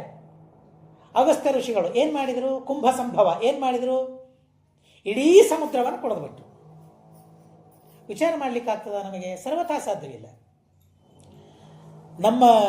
ನಮ್ಮ ವಿದ್ಯಾಪೀಠದಲ್ಲಿ ಹೋಗುವಾಗ ನಮಗಿಂತಲೂ 3 ಕ್ಲಾಸ್ ಕಡಿಮೆ ಒಬ್ಬ ವಿದ್ಯಾರ್ಥಿ ಇದ್ದ. ಅಕ್ಷರಶಃ ನೀವು ಹೇಳಿದ್ರೆ ನಂಬೋದಿಲ್ಲ, ಒಂದು ಬಕೆಟ್ ಪಾಯಸ ಹಾಕಿದರೆ ಕುಡಿತಿದ್ದ ಅವನು. ಅಕ್ಷರಶಃ ಒಂದು ಬಕೆಟ್ ನಾನು ಬಡಿಸಿದ್ದೇನೆ. ಏನು ವಿಚಿತ್ರವಾದ ಶಕ್ತಿಯನ್ನು ನೋಡೋದಾದರೆ, ಅಂದರೆ ದೇವರನ್ನು ತಿಳಿಬೇಕಾದ್ರೆ, ಅದಕ್ಕೆ ಶ್ರೀಮದಾಚಾರ್ಯ ಹೇಳೋದು ಬಹುಚಿತ್ರ ಜಗತ್ ಬಹುಧಾಕರಣಾತ್ ಪರಶಕ್ತಿ ಅನಂತ ಗುಣ ಪರಮ.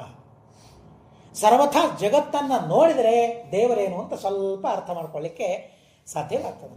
ಸರ್ವಥಾ ಸಾಧ್ಯವಾಗೋದಿಲ್ಲ. ಹೀಗಾಗಿ ಅಚಿಂತ್ಯವಾದ ಶಕ್ತಿ ದೇವರಲ್ಲಿ ಇದೆ. ನಮ್ಮ ಸುತ್ತಮುತ್ತ ಇರುವ ಜನರಲ್ಲಿಯೇನೇ ಅಚಿಂತ್ಯವಾದ ಶಕ್ತಿ ಇದೆ ಅಂತಂದಮೇಲೆ ದೇವರ ಶಕ್ತಿ ಅಂಥದ್ದು. ಹೀಗಾಗಿ ಯಾವಾಗಲೂ ಅಣುವಾಗಿ ಇರ್ತಾನೆ, ಅಣುವಾದ ರೂಪವೇ ವ್ಯಾಪ್ತವಾಗಿ ಇರ್ತದೆ. ಇದು ವೇದ ಹೇಳ್ತಾ ಇದೆ. ವೇದ ಹೇಳಿದ ಮೇಲೆ ಕೇಳದೆ ಇರ್ಲಿಕ್ಕೆ ನೀವ್ಯಾರು? ಶ್ರೀಮದಾಚಾರ್ಯ ಹೇಳ್ತಾರೆ, ನಮ್ಮ ದೇವರನ್ನು ನಮ್ಮಂತೆ ನಿಮ್ಮಂತೆ ಕಾಣೋದು ಬೇಡ. ವ್ಯಾಪ್ತನಾಗಿದ್ದಾನೆ, ಹೀಗಾಗಿ ಕ್ರಿಯಾ ಇಲ್ಲ, ಕ್ರಿಯಾ ಇದೆ ಹೀಗಾಗಿ ವ್ಯಾಪ್ತಿ ಇಲ್ಲ, ಹಾಗೆಲ್ಲ ಮಾತಾಡಬೇಡ್ರಿ. ವೇದವೇ ಹೇಳ್ತಾ ಇದೆ ಏನಂತ, ಅಣೋರಣೀಯಾನ್ ಮಹತೋ ಮಹೀಯಾನ್, ಅಣುವಾದವನೇ ಮಹತ್ತಾಗಿರ್ತಾನೆ ಅಂತ ಹೇಳ್ತಾರೆ. ಇದ್ದಲ್ಲಿ ಇರ್ತಾನೆ, ಎಲ್ಲರಿಗಿಂತಲೂ ಮುಂದೆ ಹೋಗಿರ್ತಾನೆ. ಈಶಾವಾಸ್ಯ ಭಾಷ್ಯ ನಮಗೆ ತಿಳಿಸ್ತದೆ, ಕಾಠಕ ಉಪನಿಷತ್ತು ನಮಗೆ ಹೇಳ್ತದೆ, ಕಸ್ತಂ ಮದಾಮದಂ ದೇವಂ ಮದನ್ಯೋ ಜ್ಞಾತುಮರ್ಹತಿ ಆಸೀನಃ ದೂರಂ ವ್ರಜತಿ ಅಂತ ದೇವರ ಬಗ್ಗೆ ಹೇಳ್ತಾರೆ. ದೇವರ ಮಹಿಮೆ ಏನು ಗೊತ್ತಾ? ಕೂತಲ್ಲೇ ಕೂತಿರ್ತಾನೆ, ಎಲ್ಲ ಕಡೆಗೆ ಹೋಗಿಬಿಟ್ಟಿರ್ತಾನೆ ಅಂತ, ಎಲ್ಲರಿಗಿಂತಲೂ ಮೊದಲಿಗೆ ಓಡಿ ಹೋಗಿಬಿಟ್ಟಿರ್ತಾನೆ.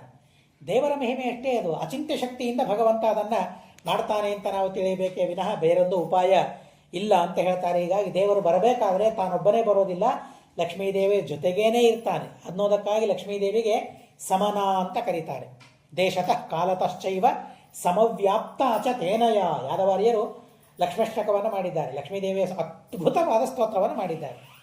ಸಮನ ಲಕ್ಷ್ಮೀದೇವಿ ಕರೀತಾರೆ. ವೇದವ್ಯಾಸ ದೇವರು ಲಕ್ಷ್ಮೀದೇವನ ಕರೀತಾರೆ, ಸಮನ ಅಂತ ಕರೀತಾರೆ. ಯಾಕೆ? ದೇಶತಃ ಕಾಲತಶ್ಚೈವ ಸಮವ್ಯಾಪ್ತ ಚ ತೇನಯ ತಥಾಪ್ಯನುಗುಣ ವಿಷ್ಣೋ ಸಾ ಲಕ್ಷ್ಮೀರ್ಮೇ ಪ್ರಸೀದತು.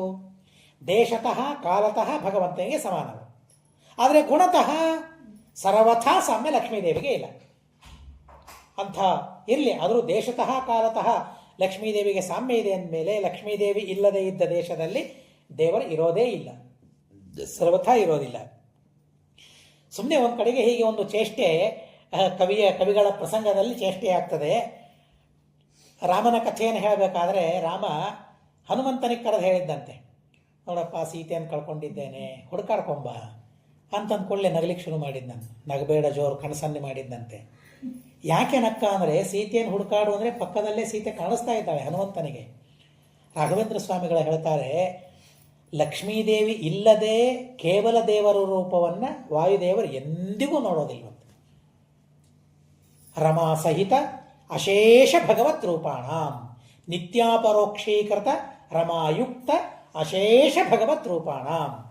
ಏನು ವಾಯುದೇವರ ಮಹಿಮೆಯನ್ನು ಪ್ರಾತಃ ಸಂಕಲ್ಪ ಗದ್ಯದಲ್ಲಿ ರಾಘವೇಂದ್ರ ಸ್ವಾಮಿಗಳು ಹೇಳ್ತಾರೆ. ನಮ್ಮ ಆಚಾರ್ಯರು ಮುಂಬೈ ಆಚಾರ್ಯರು ಮಾಹುಲಿ ವಿದ್ಯಾಸಿಂಹಾಚಾರ್ಯರು, ನಾವಲ್ಲಿ ವಿದ್ಯಾರ್ಥಿಗಳಿದ್ದಾಗ ನಾವು ಒಂದು 13-14 ವಯಸ್ಸಿಗೆ ಹೋಗಿದ್ವಿ. ಆವಾಗಿಂದ ನೆನಪಿದೆ. ಆವಾಗ ಬೆಳಗ್ಗೆ 4 ಗಂಟೆಗೆ ಎಬ್ಬಿಸ್ಬೇಕು ಎಲ್ಲರನ್ನು. ಎಬ್ಬಿಸಿ ಅವರು ಮುಂದೆ ಕೂತು ಪ್ರಾತಃ ಸಂಕಲ್ಪ ಗದ್ಯವನ್ನು ಮೊದಲಿಗೆ ಭಗವದ್ಧ್ಯಾನ ಸಂಚಿಂತರೆ ಭಗವತಶ್ಚರಣಾರವಿಂದಂ, ಭಾಗವತದಲ್ಲಿ ಬಂದ ಆ ಭಗವದ್ಧ್ಯಾನವನ್ನು ಮಾಡಿ ಪ್ರಾತಃ ಸಂಕಲ್ಪ ಗದ್ಯವನ್ನಂದು ಅದು ಇನ್ನೂ ತಲೆಯಲ್ಲಿ ಕೂತಿದೆ ಆ ಪ್ರಾತಃ ಸಂಕಲ್ಪ ಗದ್ಯ.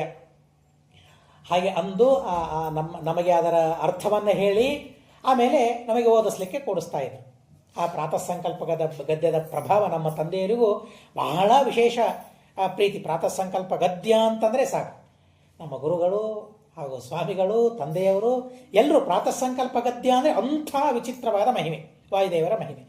ಅಲ್ಲಿ ಹೇಳ್ತಾರೆ, ನಿತ್ಯಾಪರೋಕ್ಷೀಕೃತ ರಮಾಯುಕ್ತ ಅಶೇಷ ಭಗವದ್ರೂಪಾಣ. ವಾಯುದೇವರಿಗೆ ರಮಾಯುಕ್ತ ಅಶೇಷ ಭಗವದ್ರೂಪಗಳ ಅಪರೋಕ್ಷ ಜ್ಞಾನ ನಿತ್ಯ ಇದೆ ಅಂತ ಹೇಳ್ತಾರೆ. ಲಕ್ಷ್ಮೀದೇವಿ ಇಲ್ಲದೆ ದೇವರನ್ನು ಎಲ್ಲಿಯೂ ನೋಡಿಲ್ಲ ವಾಯುದೇವರು. ಹೀಗಾಗಿ ರಾಮ ಹೇಳ್ತಾನೆ, ಸೀತೆ ನೋಡ್ಕೊಂಬಾರ. ಎಲ್ಲಿ ನೋಡೋದು? ಇಲ್ಲೇ ನೋಡ್ತಾ ಇದ್ದೀನಲ್ಲ. ನಗ್ತಾನಂತೆ, ಹುಡುಕಾಡ್ಕೊಂಬ ಅಂತ ಹೇಳಿದರೆ.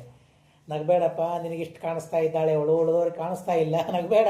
ಆಯಿತು ಅಂತಾನು, ಕೆಲಸ ಮಾಡ್ತೀನಿ ಅಂತ ಹೇಳು.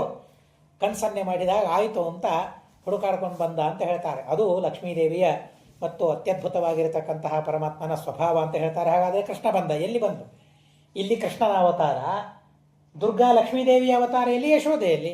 ನಂದ ಯಶೋದೆಯರಿಗೆ ಅಲ್ಲಿ ಲಕ್ಷ್ಮೀದೇವಿ, ಇಲ್ಲಿ ಕೃಷ್ಣ. ಇಲ್ಲಿ ದುರ್ಗೆ ಇಲ್ಲ, ಲಕ್ಷ್ಮೀ ಇಲ್ಲ, ಅಲ್ಲಿ ಕೃಷ್ಣ ಇಲ್ಲ. ಹಾಗಾದರೆ ಎಲ್ಲಿ ವ್ಯಾಪ್ತಿ ಅಂದರೆ ಹರಿವಂಶ ಅದನ್ನು ಮಾತ್ರ ಸರ್ವಥಾ ಒಪ್ಪೋದಿಲ್ಲ. ಶ್ರೀವತ್ಸ ಲಕ್ಷಣಂ ದೃಷ್ಟ್ವಾ ಯುತಂ ದಿವ್ಯೈಶ್ಚ ಲಕ್ಷಣೈ. ಲಕ್ಷ್ಮೀದೇವಿ ನಮ್ಮೆಲ್ಲರಿಗೆ ಕಾಣುವಂತೆ ಇರೋದಿಲ್ಲ. ಶ್ರೀವತ್ಸ ರೂಪದಿಂದ ಪರಮಾತ್ಮನ ಎದೆಯಲ್ಲಿ ಯಾವಾಗಲೂ ಇರ್ತಾಳಂತೆ. ಹೀಗಾಗಿ ಆ ಶ್ರೀವತ್ಸ ಕಾಣಿಸ್ತಂತೆ ವಸುದೇವನಿಗೆ. ಶ್ರೀವತ್ಸ ಲಕ್ಷಣನಾದ ಆ ಪರಮಾತ್ಮನನ್ನು ನೋಡ್ತಾರಂತೆ. ದಿವ್ಯವಾದ ಲಕ್ಷಣಗಳಿಂದ ಸಂಪನ್ನನಾದ ಪರಮಾತ್ಮನನ್ನು ನೋಡಿದ. ನೀನು ದೇವರು ಅಂತ ಸ್ತೋತ್ರ ಮಾಡಿದ. ಮರುಕ್ಷಣದಲ್ಲಿ ಏನೇ ಆ ಜ್ಞಾನ ಮಾಯವಾಗಿ ಹೋಗ್ಬಿಟ್ಟು ದೇವರು ಅಂತ ಸ್ತೋತ್ರ ಮಾಡಿದ್ದ. ಆಮೇಲೆ ಸಾಮಾನ್ಯ ಮಾನುಷ ಅಂತ ತಿಳಿದು ಭೀತೋಹಂ ದೇವ ಕಂಸಸ್ಯ ತಸ್ಮಾದೇವ ಬ್ರವೀಮ್ಯಹಂ ಮಮ ಪುತ್ರ ಹತಾಸ್ತೇನ ತವ ಜ್ಯೇಷ್ಠಾಂ ಭುಜೆ ಕ್ಷಣಾಪ. ನಿನ್ನ ಅಣ್ಣಂದಿರನ್ನು 6 ಜನ ಅಣ್ಣಂದಿರನ್ನ ಸಂಹಾರ ಮಾಡಿದ್ದಾನೆ, ಹೀಗಾಗಿ ನಿನ್ನನ್ನೂ ಸಂಹಾರ ಮಾಡ್ತಾನೆ ಅಂತನ್ನೋ ಭಯ ನನಗೆ.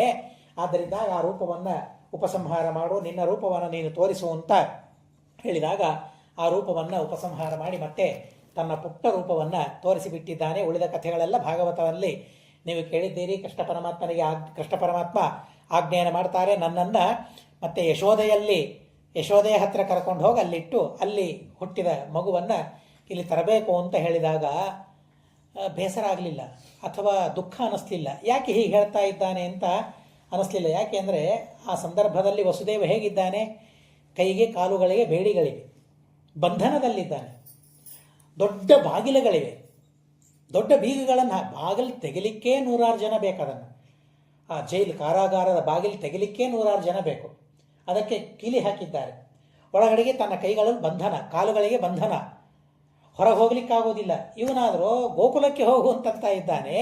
ಅದೇಕೆ ಹೋಗ್ಲಿಕ್ಕೆ ಸಾಧ್ಯ? ಎಂಥ ಕೆಲಸವನ್ನು ದೇವರು ನನಗೆ ಹೇಳಿದ? ಅಸಾಧ್ಯವಾದ ಕೆಲಸಗಳನ್ನು ದೇವರು ನಮಗೆ ಹೇಳ್ತಾನಲ್ಲ. ನಮಗನಿಸ್ತದೆ ಕೆಲವು ಸಲ ಪಂಚಮಹಾಯಜ್ಞಗಳನ್ನು ನಿತ್ಯ ಮಾಡಬೇಕು ಅಂತ ನಾವು ಮಾತನ್ನು ಕೇಳಿದ್ರೆ ಇವೆಲ್ಲ ಅಸಾಧ್ಯವಾದದ್ದನ್ನು ದೇವರು ಯಾಕೆ ನಮಗೆ ಹೇಳ್ತಾನೆ ಅಂತ ಅನ್ನಿಸ್ತದೆ. ಆದರೆ ವಸುದೇವ ತಿಳಿದ, ನನಗೆ ಹೇಳಿದ್ದಾನೆ ಅಂತಂದಮೇಲೆ ಆ ಕೆಲಸ ನನ್ನಿಂದ ಆಗ್ತದೆ. ಬ್ರಾಹ್ಮಣರು ಈ ಕರ್ಮಗಳನ್ನು ಮಾಡಬೇಕು ಅಂತ ದೇವರು ಆದೇಶ ಮಾಡಿದ್ದಾನೆ ಅಂತಾದರೆ ಪ್ರತಿಯೊಬ್ಬರಿಗೂ ಆ ಕೆಲಸ ಮಾಡಲಿಕ್ಕೆ ಹಾಗೆ ಆಗ್ತದೆ. ಹೆಚ್ಚೋ ಕಡಿಮೆಯೋ ಆದರೆ ಮಾಡಲಿಕ್ಕೆ ಮಾತ್ರ ಆಗ್ತದೆ. ಅದಕ್ಕೆ ಭಾಗವತವೇ ಒಂದು ಸುಂದರವಾದ ದೃಷ್ಟಾಂತವನ್ನು ಕೊಡ್ತದೆ. ಹೇಗೆ ಅಂತಂದರೆ ನಭತ್ಪತಂತಿ ಆತ್ಮಸಮಂ ಪತತ್ರಿಣಃ ಅಂತ ದೃಷ್ಟಾಂತವನ್ನು ಕೊಡ್ತಾರೆ. ದೇವರನ್ನು ತಿಳಿಲಿಕ್ಕೆ ಸಾಧ್ಯವ? ದೇವರನ್ನು ತಿಳಿ ಅಂತ ಹೇಳ್ತಾರೆ. ದೇವರನ್ನು ತಿಳಿಲಿಕ್ಕೆ ಸಾಧ್ಯವಿದೆಯಾ? ನಮಗೆ ಸಾಧ್ಯವಾಗದೇ ಇದ್ದ ಕೆಲಸವನ್ನು ನಮಗೆ ಯಾಕೆ ಮಾಡಲಿಕ್ಕೆ? ಯಾವುದು ಸಾಧ್ಯ ಅದನ್ನು ಹೇಳಿ ದೇವರು. ಅಸಾಧ್ಯವಾದ ಕೆಲಸವನ್ನು ಯಾಕೆ ದೇವರು ಹೇಳ್ತಾನೆ ಅಂತ ನಮಗನ್ನಿಸ್ತದೆ. ಅದಕ್ಕೆ ಪಕ್ಷಿಯ ದೃಷ್ಟಾಂತವನ್ನು ಭಾಗವತ ನಮಗೆ ಕೊಡ್ತದೆ. ದೇವರು ಪ್ರತಿಯೊಂದು ಪಕ್ಷಿಗಳಿಗೂ ರೆಕ್ಕೆಗಳನ್ನು ಕೊಟ್ಟಿದ್ದಾನೆ, ಹೌದಲ್ಲ? ಗರುಡನಂತೆ ಗುಬ್ಬಿ ಹಾರಲಿಕ್ಕಾಗ್ತದೆ. ಆದರೆ ಗುಬ್ಬಿ ಅದಕ್ಕೆ ಏನು ಜ್ಞಾನ ಇದೆ ಅಂದರೆ, ನನಗೆ ದೇವರು ರೆಕ್ಕೆ ಕೊಟ್ಟಿದ್ದಾನೆ, ಯಾಕೆ? ಹಾರಲಿಕ್ಕೆ. ನನಗೆ ಗರುಡನಂತೆ ಹಾರಲಿಕ್ಕಾಗೋದಿಲ್ಲ ಅಂತ ಹೇಳಿ ನನಗೆ ಹಾರಲಿಕ್ಕೇ ಆಗೋದಿಲ್ಲ ಅಂತ ಸುಮ್ಮನೆ ಕೊಡೋದಿಲ್ಲ. ನಭತ್ಪತಂತಿ ಆತ್ಮಸಮಂ ಪತತ್ರಿಣ. ತನ್ನ ಶಕ್ತಿಗೆ ಅನುಗುಣವಾಗಿ ದೇವರು ಕೊಟ್ಟಿದ್ದಾನೆ, ಉಪಯೋಗಿಸ್ಕೊಳ್ಳಬೇಕು. ಈ ಕೆಲಸ ಮಾಡೋದಕ್ಕಾಗಿಯೇ ದೇವರು ಹಾರಿ ಹೋಗೋದಕ್ಕಾಗಿ ದೇವರು ಕೊಟ್ಟಿದ್ದಾನೆ. ಹೀಗಾಗಿ ತಮ್ಮ ಶಕ್ತಿಗೆ ಅನುಗುಣವಾಗಿ ಗುಬ್ಬಚ್ಚಿಯಾಗಲಿ ಕೋಳಿಯಾಗಲಿ ಗುಬ್ಬಿ ಹಾರಿದಷ್ಟು ಹಾರಲಿಕ್ಕಾಗೋದಿಲ್ಲ. ಕೋಳಿಗೆ ರೆಕ್ಕೆಗಳಿವೆ, ಆದರೂ ಹಾರ್ತದೆ, ತನಗೆಷ್ಟು ಬೇಕೋ ಅಷ್ಟು ಹಾರ್ತದೆ. ಹಾಗೆ ನಮ್ಮ ಯೋಗ್ಯತೆಗೆ ತಕ್ಕಷ್ಟು ಕರ್ಮಗಳನ್ನು ನಾವು ಮಾಡಲಿಕ್ಕಾಗ್ತದೆ, ಅದು ಮಾತ್ರ ವಾಸ್ತವ. ಅದಿಲ್ಲದೆ ಸರ್ವಥಾ ಸಾಧ್ಯ ಇಲ್ಲ. ಒಬ್ಬ ವ್ಯಕ್ತಿ ಒಂದು ಲೇಖನವನ್ನು ಬರೀಬೇಕಾದ್ರೆ ತುಂಬ ಸುಂದರವಾದ ಮಾತನ್ನು ಬರೆದ. ಮೊದಲಿಗೆ ಹೇಳ್ತಾನೆ, ಪ್ರತಿಯೊಬ್ಬರಿಗೂ ಎವರೆಸ್ಟ್ ಏರುವ ಸಾಮರ್ಥ್ಯ ಇದೆ ಅಂತ ಮೊದಲಿಗೆ ಬರೆದ. ಸಾಧ್ಯವಿದೆಯಾ? ಸರ್ವಥಾ ಸಾಧ್ಯವಿಲ್ಲ ಅಂತ ನಮಗೆಲ್ಲ ಅನ್ನಿಸ್ತದೆ. ಎವರೆಸ್ಟ್ ಏರ್ಲಿಕ್ಕಲ್ಲ, 2 ಫ್ಲೋರ್ ಏರ್ಲಿಕ್ಕಾಗೋದಿಲ್ಲ ನಮಗೆ, 1 ಫ್ಲೋರ್ ಏರ್ಲಿಕ್ಕಾಗೋದಿಲ್ಲ, 10 ಮೆಟ್ಟಲು ಏರ್ಲಿಕ್ಕಾಗೋದಿಲ್ಲ, ನಾನೇನು ಎವರೆಸ್ಟ್ ಏರ್ತೇನೆ ಅಂತ ನಾನು ಪ್ರತಿವಾದ ಮಾಡಿದರೆ ಅವನದನ್ನು ಹೇಗೆ ಸಮರ್ಥನೆ ಮಾಡ್ತಾನೆ ಅಂತಂದರೆ, ನಿನಗೆ ಏರ್ಲಿಕ್ಕಾಗ್ತದೆ, ಮನಸ್ಸಿಲ್ಲ ಅಷ್ಟೇ ಹೊರತು ಶಕ್ತಿ ಇಲ್ಲ ಅಂತ ಅಲ್ಲ. ಯಾಕೆ ಏರ್ಲಿಕ್ಕಾಗ್ತದೆ ಅವನು ಹೇಗೆ ಸಮರ್ಥನೆ ಮಾಡ್ತಾನೆ ಅಂದರೆ, ನಿನಗೆ 1 ಹೆಜ್ಜೆ ಇಡ್ಲಿಕ್ಕಾಗ್ತದೋ ಇಲ್ಲ, ಆಗ್ತದೆ ಅಂತಂದಮೇಲೆ ಎವರೆಸ್ಟ್ ಏರ್ಲಿಕ್ಕಾಗ್ತದೆ. ಹೇಗೆ ನೋಡ್ರಿ ಉಪಪಾದನೆ ಏನು? ಒಂದು ಹೆಜ್ಜೆ ಕಲ್ತರೇನೆ ಅಲ್ಲ ಗಮ್ಯ ಅಂತ ಅನ್ನೋದು. ಒಂದೇ ಹೆಜ್ಜೆಗೆ ಗಮ್ಯ ಯಾರಿಗಾದರೂ ಸಿಗ್ಲಿಕ್ಕೆ ಸಾಧ್ಯವಿದೆಯಾ? ಸರ್ವಥಾ ಸಾಧ್ಯವಿಲ್ಲ. ಹೀಗಾಗಿ ಆಮೆ ಮತ್ತು ಗರುಡನ ಕಥೆಯನ್ನು ಹಿತೋಪದೇಶದಲ್ಲಿ ಹೇಳ್ತಾರೆ. ಆಮೆ ಮತ್ತೊಂದು ಯಾವುದೋ ಪ್ರಾಣಿ, ವೇಗವಾಗಿ ನಡೆಯುವ ಪ್ರಾಣಿ, ಗರುಡ ಪ್ರಾಣಿ, ಹಿತೋಪದೇಶದಲ್ಲಿ ಹೇಳ್ತಾರೆ. ಮಲ್ಕೊಂಡ್ಬಿಡ್ತು, ಆರಾಮಾಗಿ ಮಲ್ಕೊಂಡ್ಬಿಡ್ತು, ನನ್ನ ಭಾರಿ ವೇಗ ನಂದೆ ಅಂತ ಹೇಳಿ. ಆಮೆ ಒಂದೊಂದೇ ಹೆಜ್ಜೆ ಇಡ್ತಾ ಹೋಯಿತು, ತನ್ನ ಗಮ್ಯವನ್ನು ಮುಟ್ಟಿಬಿಡ್ತು.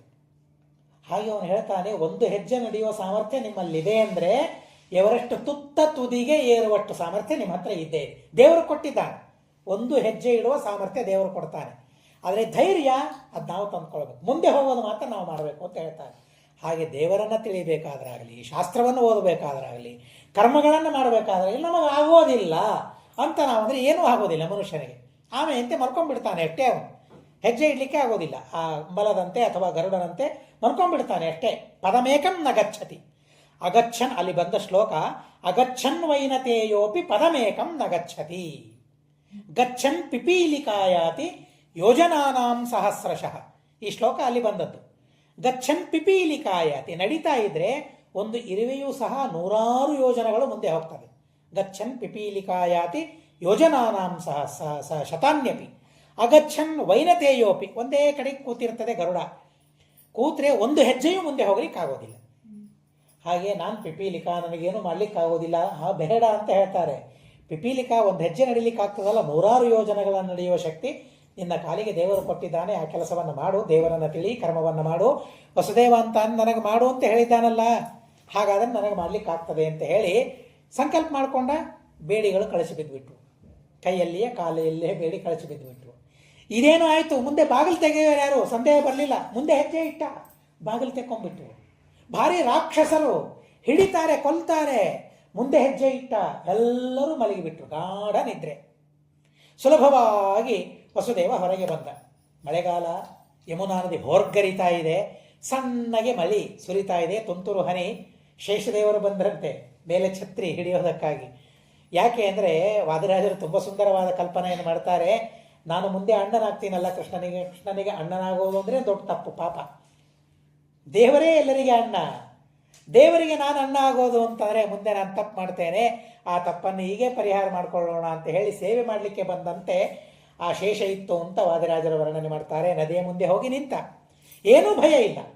ನದಿಯ ಮುಂದೆ ಹೋಗಿ ನಿಂತರೆ ಭೋರ್ಗರಿಯುವ ನದಿ ದಾರಿ ಮಾಡಿ ಕೊಟ್ಟಂತೆ. ರಘುವರ್ಯ ತೀರ್ಥರ ಕಥೆಯಲ್ಲಿ ನಾವು ಕೇಳ್ತೇವೆ. ಮಣ್ಣೂರಿನಲ್ಲಿ ರಘುವರ್ಯ ತೀರ್ಥರಿದ್ದಾರೆ. ತುರುಷ್ಕರು ವೇದಾಂತ ಸಾಮ್ರಾಜ್ಯವನ್ನು ಅಪಹಾರ ಮಾಡಲಿಕ್ಕೆ ಬರ್ತಾರೆ. ಬಂದಾಗ ನಾವು ಪ್ರಯತ್ನ ಮಾಡಲಿ, ದೇವರು ನೋಡ್ಕೊಳ್ಳಿ. ಯಾವ ಮಹಾನುಭಾವರು ಹಾಗೆ ನಾವು ಹೇಳ್ತೇವೆ, ಮೂರ್ಖರು ಹೇಳ್ತೇವೆ ನಾವು. ದೇವರು ಮಾಡ್ತಾನೆ ಎಲ್ಲ. ಕೈ ಕಾಲುಗಳನ್ನು ದೇವರು ನಮಗೆ ಕೊಟ್ಟಿದ್ದಾನೆ, ಬುದ್ಧಿಯನ್ನು ಕೊಟ್ಟಿದ್ದಾನೆ, ಶಕ್ತಿಯನ್ನು ಕೊಟ್ಟಿದ್ದಾನೆ. ರಕ್ಷಣೆಯ ಉಪಾಯವನ್ನು, ಪ್ರಯತ್ನವನ್ನು ನಾವು ಮಾಡಬೇಕು. ಹೀಗಾಗಿ ಆ ವೇದಾಂತ ಸಾಮ್ರಾಜ್ಯದ ರಕ್ಷಣೆಯನ್ನು ಮಾಡುವುದಕ್ಕಾಗಿ ಮೂಲ ಸೀತಾ ಸಮೇತ ಮೂಲರಾಮ, ದಿಗ್ವಿಜಯರಾಮ, ವ್ಯಾಸಮೂರ್ತಿಗಳು 28 ಪ್ರತಿಮೆಗಳು, ಸತ್ಯಸಂಧ ತೀರ್ಥ ಶ್ರೀಪಾದಂಗಳವರು ಅಷ್ಟಾವಿಂಶತಿ ಮೂರ್ತಿ ಸ್ತುತಿ ಅಂತ ಪರಮಾದ್ಭುತವಾದ ರೀತಿಯಲ್ಲಿ ಮಠದ ಪ್ರತಿಮೆಗಳ ವರ್ಣನೆಯನ್ನು ಮಾಡಿದ್ದಾರೆ, ಸ್ತೋತ್ರವನ್ನು ಮಾಡಿದ್ದಾರೆ. ಆ ಎಲ್ಲ ಸಂಸ್ಥಾನದ ಪೆಟ್ಟಿಗೆಯನ್ನು ಹೊತ್ತುಕೊಂಡು ಭೀಮಾ ನದಿಯ ಮುಂದೆ ನಿಲ್ತಾರೆ. ನೀನು ರಕ್ಷಕ, ನೀನೇ ಅಂದಾಗ ನದಿ 2 ಭಾಗ ಆಗ್ತದಂತೆ. ಹೇಗೆ 2 ಭಾಗ ಅಂದರೆ, ಇವರು ಮುಂದೆ ಹೋದಂತೆ ಮತ್ತೆ ಹಿಂದೆ ನದಿ ಮತ್ತೆ ಪ್ರವಾಹ ಶುರುವಾಯಿತು. ಹೀಗಾಗಿ ಇವರು ನಡೆದು ಹೋದರು, ಅವರ ಹಿಂದೆ ತುರುಷ್ಕರು ಬಂದರು. ಮತ್ತೆ ಹೋಗೋಣ ಅಂತ ಬಂದರೆ ಪ್ರವಾಹದಲ್ಲಿ ಕೊಚ್ಚಿ ಹೋಗಿಬಿಟ್ರು. ರಘುವರ್ಯರಿಗೆ ಮಾತ್ರ ದಾರಿಯನ್ನು ಮಾಡಿಕೊಟ್ಟಂತೆ. ಇದು ಭಕ್ತಿ. ಆ ಭಕ್ತಿಗೆ ದೇವರು ಒಲಿತಾನೆ, ಸಂರಕ್ಷಣೆ ಮಾಡ್ತಾನೆ. ಯಾದವಾರರ ಕಥೆಯನ್ನು ಕೇಳ್ತೀವಲ್ಲ, ಅಗ್ರತೋ ನಾರಸಿಂಹಶ್ಚ ಪೃಷ್ಠತೋ ಗೋಪಿನಂದನಃ ಉಭಯೋ ಪಾರ್ಶ್ವಯೋರಾಸ್ತಾಂ ಸಶರವು ರಾಮಲಕ್ಷ್ಮಣವು. ಚಿನಿವಾರ ವೃತ್ತಿಯನ್ನು ಮಾಡ್ತಿದ್ರು ಮೊದಲಿಗೆ. ಬೇರೆ ಏನೂ ಗೊತ್ತಿಲ್ಲ. ಈ ಶ್ಲೋಕ ಅನ್ನೋದು ಹೊರಗೆ ಹೋಗೋದು ವಿಶ್ವಾಸ. ಮಹಾನುಭಾವರು, ಮಹಾಜ್ಞಾನಿಗಳು. ಆದರೆ ಆ ಸಂದರ್ಭದಲ್ಲಿ ಏನೂ ಇಲ್ಲ, ಈ ಶ್ಲೋಕ ಬಿಟ್ಟರೆ ಬೇರೆ ಏನೂ ಗೊತ್ತಿಲ್ಲ ಅವರಿಗೆ. ವ್ಯಾಪಾರ ಮಾಡ್ತಾಯಿದ್ರು, ಬಂಗಾರದ ವ್ಯಾಪಾರ, ಚಿನ್ನವಾರ ವೃತ್ತಿಯನ್ನು ಮಾಡ್ತಾಯಿದ್ರು. ಶ್ಲೋಕವನ್ನಂತ ಹೋಗೋದು. ಕಳ್ಳರು ಒಂದು ಸಲ ಅಪಹಾರ ಮಾಡಬೇಕು ಅಂತ ಕಾಯ್ತಾ ಇದ್ದಾರೆ. ಆದರೆ ಹಿಂದೆ ಮುಂದೆ ಇವರೆಲ್ಲ ಕಾಣಿಸ್ತಾ ಇದ್ದಾರೆ. ಅಗ್ರತೋ ನಾರಸಿಂಹಶ್ಚ, ಕಾಣಿಸಿದ ನರಸಿಂಹ ಒಬ್ಬನೇ ಸಾಕು ಭಯಪಡಿಸ್ಲಿಕ್ಕೆ, ಇನ್ಯಾರು ಬೇಕು. ಪೃಷ್ಠತೋ, ಹಿಂದೆ ಗೋಪಿನಂದನ ಕೃಷ್ಣ ಪರಮಾತ್ಮ ಕಾಣಿಸಿದಂತೆ. ಅಕ್ಕಪಕ್ಕದಲ್ಲಿ ಸಶರವು ರಾಮಲಕ್ಷ್ಮಣವು, ಧನುರ್ಬಾಣಗಳನ್ನು ಧಾರಣೆ ಮಾಡಿದ ರಾಮಲಕ್ಷ್ಮಣರು ಕಾಣಿಸಿದರೆ ಗಾಬರಿಯಿಂದ ಬಂದು ಸಾಷ್ಟಾಂಗ ನಮಸ್ಕಾರ ಹಾಕಿದ್ರಂತೆ. ಏನು ಸ್ವಾಮಿ, ಏನಿದು, ಎಂಥವರು ನಿಮ್ಮನ್ನು ಬಾಡಿಗಾರ್ಡ್ಸ್ ಆಗಿ ಇಟ್ಕೊಂಡಿದ್ದೀರಿ ಅಂತ ಹೇಳಿ ಬಹಳ ಆಶ್ಚರ್ಯವಾಯ್ತಂತೆ. ಯಾರಿದ್ದಾರೋ? ಸುತ್ತಮುತ್ತ ಯಾರೂ ಇಲ್ಲಲ್ಲ. ಬೇಡ ಸ್ವಾಮಿ, ನಿಮ್ಮ ತಂಟೆ ಬೇಡ ಅಂತ ಹೇಳಿ ಹೊರಡು ಹೋಗ್ಬಿಟ್ರಂತೆ. ಆವಾಗ ಅವರು ಅಂದ್ಕೊಂಡ್ರು, ಶ್ಲೋಕ ನಾನಂದಿದ್ದೇನೆ, ನನಗೆ ದೇವರು ಕಾಣಿಸ್ಲಿಲ್ಲ. ಆದರೆ ಅವರೇನು ಸಾಧನೆ ಮಾಡಲಿಲ್ಲ, ಅವರಿಗೆ ದೇವರು ಕಾಣಿಸಿದ. ಆವಾಗ ನಾನು ದೇವರನ್ನು ನೋಡಬೇಕು ಅಂತ ಅವರಿಗೆ ಛಲ ಬೆಳೀತಂತೆ. ವೇದೇಶತೀರ್ಥರ ಹತ್ರ ಅಧ್ಯಯನವನ್ನು ಮಾಡಿದ್ರಂತೆ. ಮಹಾನುಭಾವರು ಬಹಳ ವಿಚಿತ್ರವಾದ ಚರಿತ್ರೆ ಅವರದ್ದಿದೆ. ಇರಲಿ, ನಾವು ಹರಿವಂಶ ಅಲ್ಲಿ ಮುಂದೆ ಹೋಗಬೇಕಾಗಿದೆ. ಮುಂದೆ ದಾರಿಯನ್ನು ಬಿಟ್ಟು ಕೊಟ್ಬಿಟ್ಟ. ಆ ನದಿ, ಯಮುನಾ ನದಿ ದಾರಿ ಬಿಟ್ಟು ಹೋದ. ಕೃಷ್ಣ ಪರಮಾತ್ಮ ಕರ್ಕೊಂಡು ಹೋದರು. ಅಲ್ಲಿಗೆ ಹೋದರೆ ಯಾರಿಗೂ ಎಚ್ಚರ ಇಲ್ಲ. ಇಡೀ ಊರಲ್ಲಿ ಒಬ್ಬರಿಗಾದರೂ ಎಚ್ಚರ ಇರಬೇಕಲ್ಲ. ಯಶೋದೆ ಪ್ರಸವ ಕಾಲ, ಪ್ರಸವಿಸಿದ್ದಾಳೆ. ಗಂಡನ್ನು ಹಡೆದಿದ್ದೀನೋ ಹೆಣ್ಣನ್ನು ಹಡೆದಿದ್ದೀನೋ ಗೊತ್ತಿಲ್ವಂತೆ ಅವಳಿಗೆ. ಪರಿಜ್ಞಾನವೇ ಇಲ್ಲ. ಹೇಗೆ ಲಕ್ಷ್ಮೀದೇವಿಯ ಮೋಹನ ಶಕ್ತಿ ಹೇಗಿರ್ತದೆ ನೋಡ್ರಿ. ಲಕ್ಷ್ಮೀದೇವಿ ಗೊತ್ತೇ ಇಲ್ಲ. ಸುಲಭವಾಗಿ ಹೋಗ್ತಾನೆ, ಕೃಷ್ಣನನ್ನು ಮಲಗಿಸ್ತಾನೆ. ದುರ್ಗಾದೇವಿಯನ್ನು ಕರ್ಕೊಂಡು ಬರ್ತಾನೆ. ಯಾವಾಗ ದುರ್ಗಾದೇವಿ ಬಂದು ಬಂಧನ ಚೇಷ್ಟೆ ಮಾಡ್ತಾ ಇರ್ತಾರೆ. ಲಕ್ಷ್ಮೀದೇವಿ ಬಂದರೆ ಬಂಧನ, ಸಂಪತ್ತು ಬಂದರೆ ಬಂಧನ, ದೇವರಿದ್ದರೆ ಮೋಕ್ಷ. ಬರ್ತಾರೆ, ಮತ್ತೆ ಯಥಾಸ್ಥಿತ ಆಗಿದ್ದಾನೆ. ಅಳ್ಳಿಕ್ಕೆ ಶುರು ಮಾಡಿ ಲಕ್ಷ್ಮೀದೇವಿ ಎದ್ದುಬಿಟ್ರೆಲ್ಲರಿಗೆ ಎಚ್ಚರಿಕೆ ಆಯಿತು. ಕಂಸನಿಗೆ ಹೋಯ್ತು ಸುದ್ದಿ. ಕಂಸ ಓಡಿ ಓಡಿ ಬರ್ತಾನೆ. ಓಡುವಾಗ ತನ್ನ ವಸ್ತ್ರ ಕೆಳಗೆ ಬೀಳುತ್ತಾ ಇದೆ, ಆದರೂ ಎಚ್ಚರಿಕೆ ಇಲ್ಲ ಕಂಸನಿಗೆ. ಓಡಿ ಓಡಿ ಬಂದ, ನೋಡಿದ. ದೇವಕಿ ಹೇಳ್ತಾಳೆ, ಅಣ್ಣ, ಹೆಣ್ಣು ಮಗು ಅಣ್ಣ, ನನ್ನ ಮಗಳಣ್ಣ, ಬಿಟ್ಬಿಡಣ್ಣ. ಪ್ರಾರ್ಥನೆ ಮಾಡ್ತಾಳೆ, ಬಿಡೋದಿಲ್ಲ. ನಾರದರು ಬಂದು ಹೇಳಿದ್ರಲ್ಲ ಅಷ್ಟಮ ಗರ್ಭದಿಂದ ಮರಣ ಅಂತ. ಹೀಗಾಗಿ ಕೈಯಲ್ಲಿ ಕಾಲು ಹಿಡಿತಾನೆ, ಬಂಡೆಗೆ ಅಪ್ಪಳಿಸಬೇಕು ಅಂತ ಹೋಗ್ತಾನೆ. ಮೇಲೆ ಹಾರಿ ಬಿಡುತ್ತಾಳೆ ಲಕ್ಷ್ಮೀದೇವಿ. ಯಾರ ಕೈಗೆ ಸಿಗುತ್ತಾಳೆ ಲಕ್ಷ್ಮೀದೇವಿ? ಭಕ್ತರ ಕೈಗೆ ಮಾತ್ರ ಲಕ್ಷ್ಮೀದೇವಿ ಸಿಗುತ್ತಾಳೆ, ಉಳಿದವರ ಕೈಗೆ ಸಿಗೋದಿಲ್ಲ. ಮೇಲೆ ಹಾರಿ ಬಿಡ್ತಾಳೆ, ಅಷ್ಟಭುಜನಾಗ್ತಾಳೆ, ದುರ್ಗ ರೂಪವನ್ನು ತೋರಿಸ್ತಾಳೆ, ಭಯಪಡಿಸ್ತಾಳೆ. ನೀನೇನು ತಿಳಿದಿದ್ದಿ? ನಿನ್ನ ಮೃತ್ಯು ಅಷ್ಟಮ ಗರ್ಭದಲ್ಲಿದೆ, ಇಲ್ಲಿ ಹುಟ್ಟಿದೆ, ಮತ್ತೊಂದು ಕಡೆಗೆ ಹೋಗಿಬಿಟ್ಟಿದೆ, ಅದು ಇನ್ನೊಂದು ಕಡೆಗೆ ಬೆಳೀತಾ ಇದೆ. ಲಕ್ಷ್ಮೀದೇವಿ ಹೇಳ್ತಾಳೆ, ಎಷ್ಟೋ ಪ್ರಯತ್ನವನ್ನು ಮಾಡ್ತಾನೆ, ನಾನಾ ತರಹದ ಪ್ರಯತ್ನವನ್ನು ಮಾಡ್ತಾನೆ, ಕೃಷ್ಣನನ್ನು ಸಂಹಾರ ಮಾಡೋದಕ್ಕಾಗೋದಿಲ್ಲ. ಕೃಷ್ಣನ ಜನ್ಮವಾಯಿತು. ಜನ್ಮವಾಗಿ ಆ ಗೋಕುಲದಲ್ಲಿ ನಂದ ಕಂಸನಿಗೆ ಟ್ಯಾಕ್ಸ್ ಕಟ್ಟಬೇಕು, ವರ್ಷದ ಟ್ಯಾಕ್ಸ್. ರಾಜ ಅವನು, ಇವರೆಲ್ಲ ಸಾಮಂತ ರಾಜರು ಇವರೆಲ್ಲ. ಕಂಸ ರಾಜ. ಈಗ ಕಂಸನಿಗೆ ವರ್ಷದ ಕರವನ್ನು ಕೊಡಬೇಕು ಅಂತ ಹೇಳಿ ಕೃಷ್ಣನ ಜನ್ಮವಾದ ಮೇಲೆ ಸ್ವಲ್ಪ ದಿವಸಕ್ಕೆ ಹೋಗ್ತಾನೆ. ವಸುದೇವ ತಿಳಿತಾನೆ, ನಂದ ಬರ್ತಾ ಇದ್ದಾನೆ, ಗಾಬರಿಯಾಗಿ. ಯಾಕೆಂದರೆ ಅಲ್ಲಿದ್ದವ ವಸುದೇವನ ಮಗ, ನಂದನ ಮಗ ಅಲ್ಲ. ಹೀಗಾಗಿ ಟೆನ್ಷನ್ ನನಗೆ, ಅವನಿಗೇನು ಟೆನ್ಷನ್ ಇದೆ ಅಂತ ಇವನಿಗೆ, ವಸುದೇವನಿಗೆ. ಹೀಗಾಗಿ ವಸುದೇವ ನಂದನ ಹತ್ರ ಬರ್ತಾನೆ. ನಂದ, ನೀನೇನೋ ಬಂದಿದ್ದಿ ಸರಿ, ಆದರೆ ಮಕ್ಕಳಿದ್ದಾರಲ್ಲ ಮನೆಯಲ್ಲಿ, ಊರಲ್ಲಿ ಸಣ್ಣ ಸಣ್ಣ ಮಕ್ಕಳು, ರಕ್ಷಣೆ ಮಾಡಬೇಕು ಅವರನ್ನು. ಮಕ್ಕಳಿಗೆ ಯಾರಿಂದ ಪೀಡೆ? ಹರಿವಂಶ ಹೇಳ್ತದೆ, ಸರೀಸೃಪೇಭ್ಯ ಕೀಟೇಭ್ಯ ಶಕುನಿಭ್ಯ ತಥೈವಚ. ಪಕ್ಷಿಗಳ ರೂಪದಿಂದ ಪೀಡೆಯಾಗಬಹುದು, ಹಾವಿನ ರೂಪದಿಂದ ಪೀಡೆಯಾಗಬಹುದು, ಕೀಟಗಳ ರೂಪದಿಂದ ಪೀಡೆಯಾಗಬಹುದು, ಗೋಷ್ಠದಲ್ಲಿರುವ ಕೊಟ್ಟಿಗೆಯಲ್ಲಿರುವ ಆಕಳಿನ ರೂಪದಿಂದ ಪೀಡೆಯಾಗಬಹುದು, ಆ ಹಸುಗಳ ಮಕ್ಕಳ ರೂಪದಿಂದ, ಕರುಗಳ ರೂಪದಿಂದ ಪೀಡೆಯಾಗಬಹುದು. ಎಲ್ಲಿಂದ ಪೀಡೆ ಬರ್ತದೆ ಮಕ್ಕಳಿಗೆ ಗೊತ್ತಾಗೋದಿಲ್ಲ. ಮಕ್ಕಳನ್ನು ನೋಡ್ತಾ ಇರಬೇಕು, ಪೋಷಣೆ ಮಾಡ್ತಾ ಇರಬೇಕು, ರಕ್ಷಣೆ ಮಾಡ್ತಾ ಇರಬೇಕು. ಇಷ್ಟೆಲ್ಲ ಹೇಳ್ತಾರೆ ರಕ್ಷಣೆ ಮಾಡೋದಕ್ಕಾಗಿ. ಇವತ್ತು ಯಾವುದೂ ಇಲ್ಲ, ಒಂದು ಹೇಳಿದ್ರೆ ಸರ್, ಮಕ್ಕಳನ್ನು ಮೊಬೈಲಿಂದ ರಕ್ಷಣೆ ಮಾಡಬೇಕು ಅಷ್ಟೇ. ಅದೊಂದೇ ಒಂದು ಇದ್ದದ್ದು ಭಯಪಡಿಸೋದು. ಇಲ್ಲೆಲ್ಲ ನೂರಾರು ಹೇಳ್ತಾನೆ ವಸುದೇವ, ಮಕ್ಕಳನ್ನು ಹೇಗೆ ರಕ್ಷಣೆ ಮಾಡಬೇಕು, ಯಾರಿಂದ ರಕ್ಷಣೆ ಮಾಡಬೇಕು, ಇಷ್ಟೆಲ್ಲ ಹೇಳ್ತಾನೆ. ನಂದಗೋಪ ಗತಾರಾತ್ರಿ ಶೀಘ್ರಯಾನೋ ವ್ರಜಾಶುಗ ಇಮೇ ತ್ವಂ ವ್ಯಾಹರಂತೀವ ಪಕ್ಷಿಣಃ ಸವ್ಯದಕ್ಷಿಣಂ. ಪಕ್ಷಿಗಳು ಕೆಲವು ಸಲ ಬಲಕ್ಕೆ ಹೋಗ್ತದೆ, ಕೆಲವು ಸಲ ಎಡಕ್ಕೆ ಹೋಗ್ತದೆ. ಶುಭ ಸೂಚನೆ ಮಾಡ್ತಾ ಇವೆ, ಅಶುಭ ಸೂಚನೆ ಮಾಡ್ತಾ ಇವೆ. ಏನಾಗ್ತದೆ ಗೊತ್ತಿಲ್ಲ. ಆದ್ದರಿಂದ ಶೀಘ್ರವಾಗಿ ಹೋಗು, ಮಕ್ಕಳ ಸಂರಕ್ಷಣೆಯನ್ನು ಮಾಡಬೇಕು. ಬಹಳ ದೊಡ್ಡದಾದ ಜವಾಬ್ದಾರಿ ಅಂತ ಹೇಳ್ತಾರೆ. ದೊಡ್ಡ ದೇವರ ಪೂಜೆ. ಮೊನ್ನೆ ನಾವು ತಿಳಿದಂತೆ ಐತರೆಯ ಭಾಷ್ಯದಲ್ಲಿ ಬಂದಿದೆ. ಶ್ರೀಮದಾಚಾರ್ಯ ಹೇಳ್ತಾರೆ, ಪೋಷಣಂ ಪುತ್ರ ಮುಖ್ಯಾನಾಂ ವಿಷ್ಣೋ ಪೂಜೆತಿ ಚಿಂತೆಯೇತ್ ಅಂತ ಹೇಳ್ತಾರೆ. ಮಕ್ಕಳ ಪೋಷಣೆ ಇದು ವಿಷ್ಣುವಿನ ಪೂಜೆ ಅಂತ ಹೇಳ್ತಾರೆ, ತಾಯಿ ತಂದೆಗಳಿಗೆ. ಅದು ನೋಡಿ, ಆ ಪೂಜೆ ಮಾಡಲಿಕ್ಕೆ ನಾವು ಯಾರಿಗೋ ಕೊಟ್ಟುಬಿಟ್ಟಿದ್ದೇವೆ. ಮಕ್ಕಳ ಪೂಜೆಯನ್ನು ಮಾಡಲಿಕ್ಕೆ ಯಾರಿಗೋ ಕೊಟ್ಟು ಬಿಟ್ಟಿದ್ದೇವೆ. ನಾವು ಮಾತ್ರ ಮಕ್ಕಳ ಪೋಷಣೆಯನ್ನು ಮಾಡೋದಿಲ್ಲ, ಹಣ ಕೊಡ್ತೇವೆ ಅಷ್ಟೇ. ಅದೇ ದೊಡ್ಡ ಪೋಷಣೆ ಅಂತ ನಾವು ತಿಳಿದಿದ್ದೇವೆ. ಆದರೆ ಅಷ್ಟು ಮಾಡುವಾಗಲಾದರೂ ನಮಗೆ ಈ ಅನುಸಂಧಾನ ಬರಬೇಕು.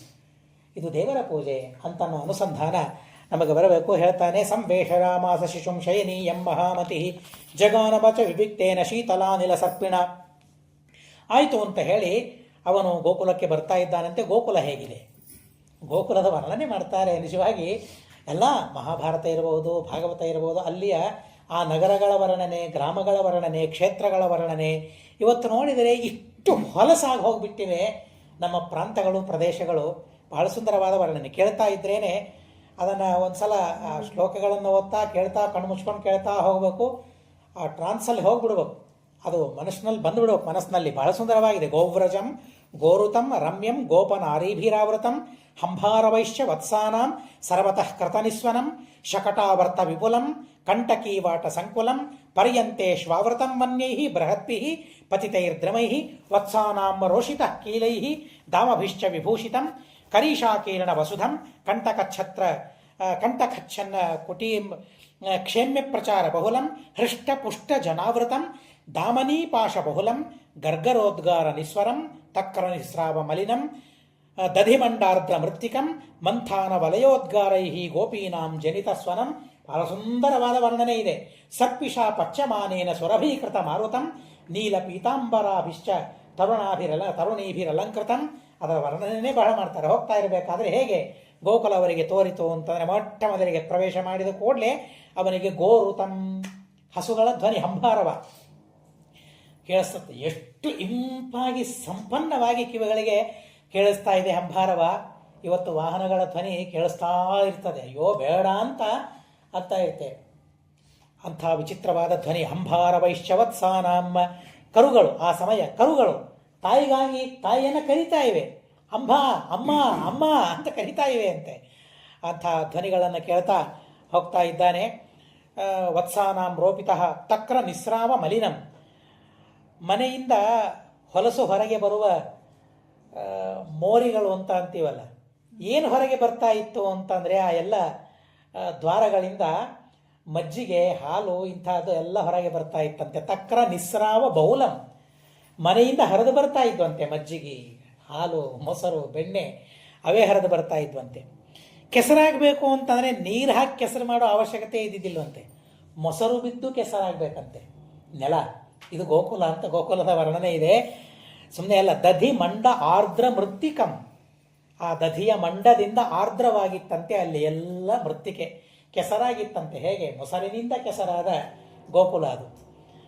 ಅಂಥದ್ದು ಕೈ ಕೆಸರಾದರೆ ಬಾಯಿ ಮೊಸರು ಅಂತ ನಾವಂತೇವೆ, ಅಲ್ಲಿ ನೆಲನೇ ಮೊಸರು, ಮಣ್ಣೇ ಮೊಸರಾಗಿ ಬಿಟ್ಟಿತ್ತಂತೆ. ಆ ತರಹ ಗೋಕುಲ.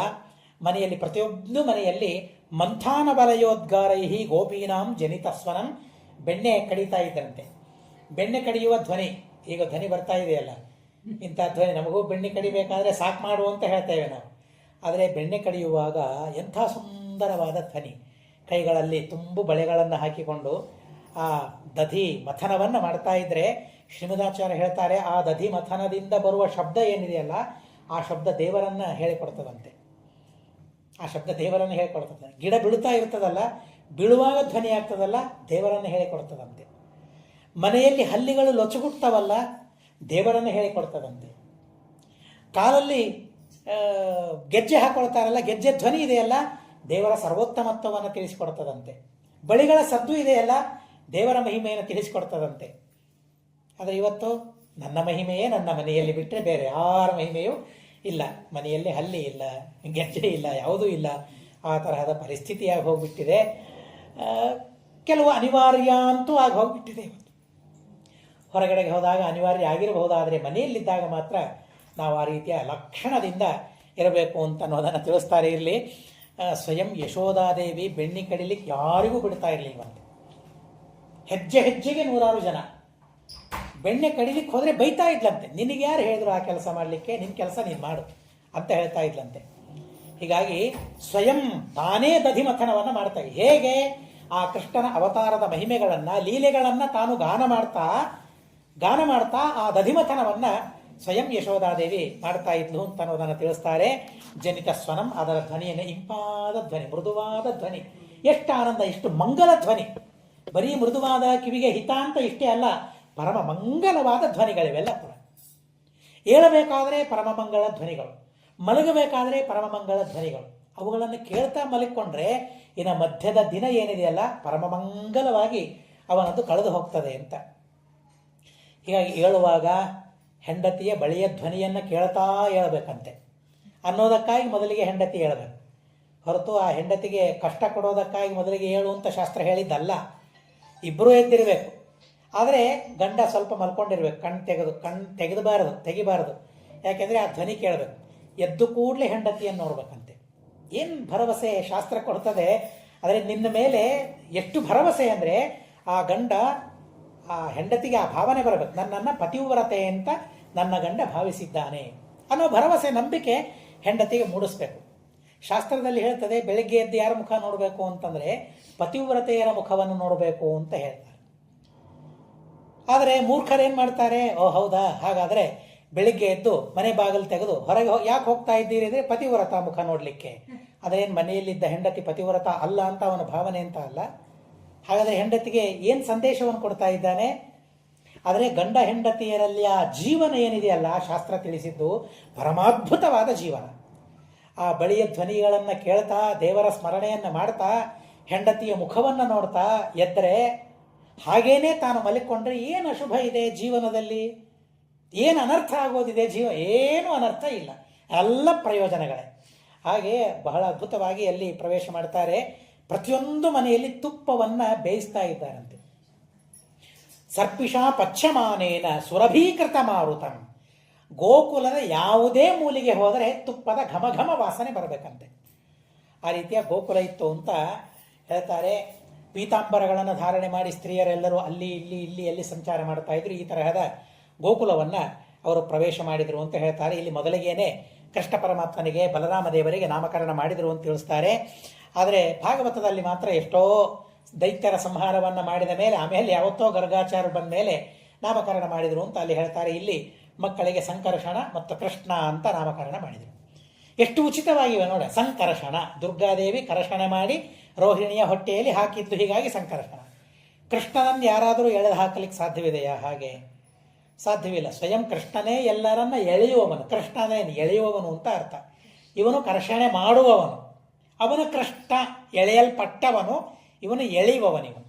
ಹೀಗಾಗಿ ಇವನಿಗೆ ಕೃಷ್ಣ, ಅವನಿಗೆ ಸಂಕರ್ಷಣ ಅಂತ ಅವರಿಗೆ ನಾಮಕರಣವನ್ನು ಪರಮಾದ್ಭುತವಾದ ರೀತಿಯಲ್ಲಿ ಮಾಡಿದ್ದಾರೆ. ಕೃಷ್ಣ ಪರಮಾತ್ಮ ಮೊದಲಿಗೆ ಇಲ್ಲಿ ಶಕಟಾಸುರ ಭಂಜನೆ ಮಾಡಿದ ಕಥೆಯನ್ನು ಇಲ್ಲಿ ಹೇಳ್ತಾರೆ. ಅಲ್ಲಿ ಪೂತನೆಯ ಕಥೆಯನ್ನು ಅಲ್ಲಿ ಹೇಳ್ತಾರೆ. ವ್ಯತ್ಯಾಸ ಕಲ್ಪಕ್ಕೆ ಅನುಗುಣವಾಗಿ ಬೇರೆ ಬೇರೆ ರೀತಿಯಿಂದ ಘಟನೆಗಳು ನಡೀತದೆ. ಅಲ್ಪ ಸ್ವಲ್ಪ ವ್ಯತ್ಯಾಸಗಳು ಅಲ್ಲಿ ಹಾಗೆ ಆಗ್ತದೆ. ಜ್ಯೇಷ್ಠ ಸಂಕರ್ಷಣೋ ನಾಮ. ಒಂದು ದಿವಸ ಯಶೋಧಾದೇವಿ ಸ್ನಾನ ಮಾಡಲಿಕ್ಕೆ ಹೋಗಬೇಕು.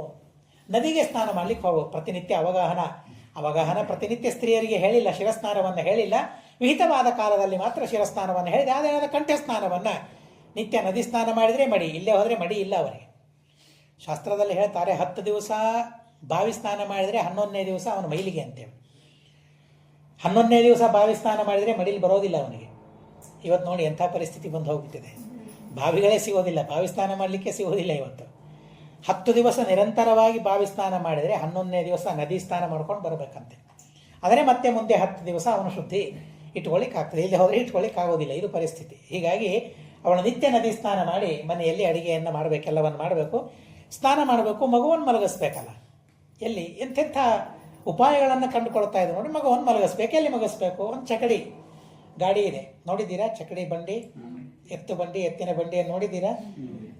ಆ ಎತ್ತಿನ ಚಕಡಿ ಬಂಡಿ ಇರ್ತದಲ್ಲ, ಅದು ನೋಡಿದ್ದು. ಅದರ ಕೆಳಗೆ ಮಲಗಿಸಿದರೆ ಹೆಚ್ಚು ಗಾಳಿ ಬರೋದಿಲ್ಲ, ಗಾಳಿ ಇಲ್ಲದೇನೂ ಇರೋದಿಲ್ಲ. ಮಲಗಿಸ್ರೆ ಸುಖವಾಗಿ ಮಗು ಮಲಗುತ್ತಾನೆ ಅಂತ ಹೇಳಿ ಕೃಷ್ಣ ಪರಮಾತ್ಮನ ಅಲ್ಲಿ ಮಲಗಿಸಿ, ನದಿಯ ಹತ್ತಿರವೇ ಅಲ್ಲಿ ಮಲಗಿಸಿ, ಚಕಡಿಯ ಕೆಳಗೆ ಮಲಗಿಸಿ ತಾನು ಸ್ನಾನಕ್ಕೆ ಹೋಗ್ತಾಳೆ. ಆಚೆ ಇನ್ನೂ ಸ್ನಾನ ಮಾಡ್ತಾ ಇಲ್ಲ. ಅಷ್ಟರಲ್ಲೇನೆ ಸಣ್ಣ ಸಣ್ಣ ಮಕ್ಕಳೆಲ್ಲ ಓಡಿ ಬರ್ತಾರೆ. ಏನು ನೀನು ಇಲ್ಲಿ ಸ್ನಾನ ಮಾಡ್ತಾ ಇದ್ದಿ, ನಿನ್ನ ಮಗನ ಪರಿಸ್ಥಿತಿ ಏನಾಗಿದೆ ನೋಡಲ್ಲಿ ಅಂತ ಹೇಳ್ತಾರೆ. ಓಡಿ ಬರ್ತಾಳೆ ಪಾಪ. ಓಡಿ ಬಂದಾಗ ಆ ಬಂಡಿ ಎಲ್ಲ ಪುಡಿ ಪುಡಿಯಾಗಿ ಬಿದ್ದು ಬಿಟ್ಟಿರ್ತದೆ. ಮೇಲೆ ಕೃಷ್ಣ ಪರಮಾತ್ಮ ಆಟ ಆಡ್ತಾ ಕೂತಿರ್ತಾನೆ. ಯಾರು ಮಾಡಿದ್ರು? ಏನಾಯ್ತಿದು? ಅಸಾಧ್ಯವಾದ ಕಾರ್ಯ. ಪಾಠಯಿತ್ವ ಕರೈರ್ದೇಹಂ. ಎಂತೆಂಥ ವಿಚಿತ್ರವಾಯ್ತಿದು ಅಂತ ಹೇಳ್ತಾಳೆ. ಮಕ್ಕಳೆಲ್ಲ ಹೇಳ್ತಾರೆ, ಏನಿಲ್ಲ, ಕಾಲು ಬಡಿಸಿದ ಅದಕ್ಕೆ ಬಿತ್ತು ಅಂತ. ಯಾರು ನಂಬ್ತಾರೆ? ಯಾರಿಗೆ ನಂಬಿಕೆ ಬರ್ತದೆ? ಬಾಲಕ ಕಾಲು ಬಡಿಸಿದರೆ ಬಂಡಿ ಕೆಳಗೆ ಬೀಳ್ತದೆ. ಎಲ್ಲಿ ಸಾಧ್ಯವಿದೆ? ಸರ್ವಥಾ ನಂಬಲಿಕ್ಕೆ ಸಾಧ್ಯವಾಗಲಿಲ್ಲ.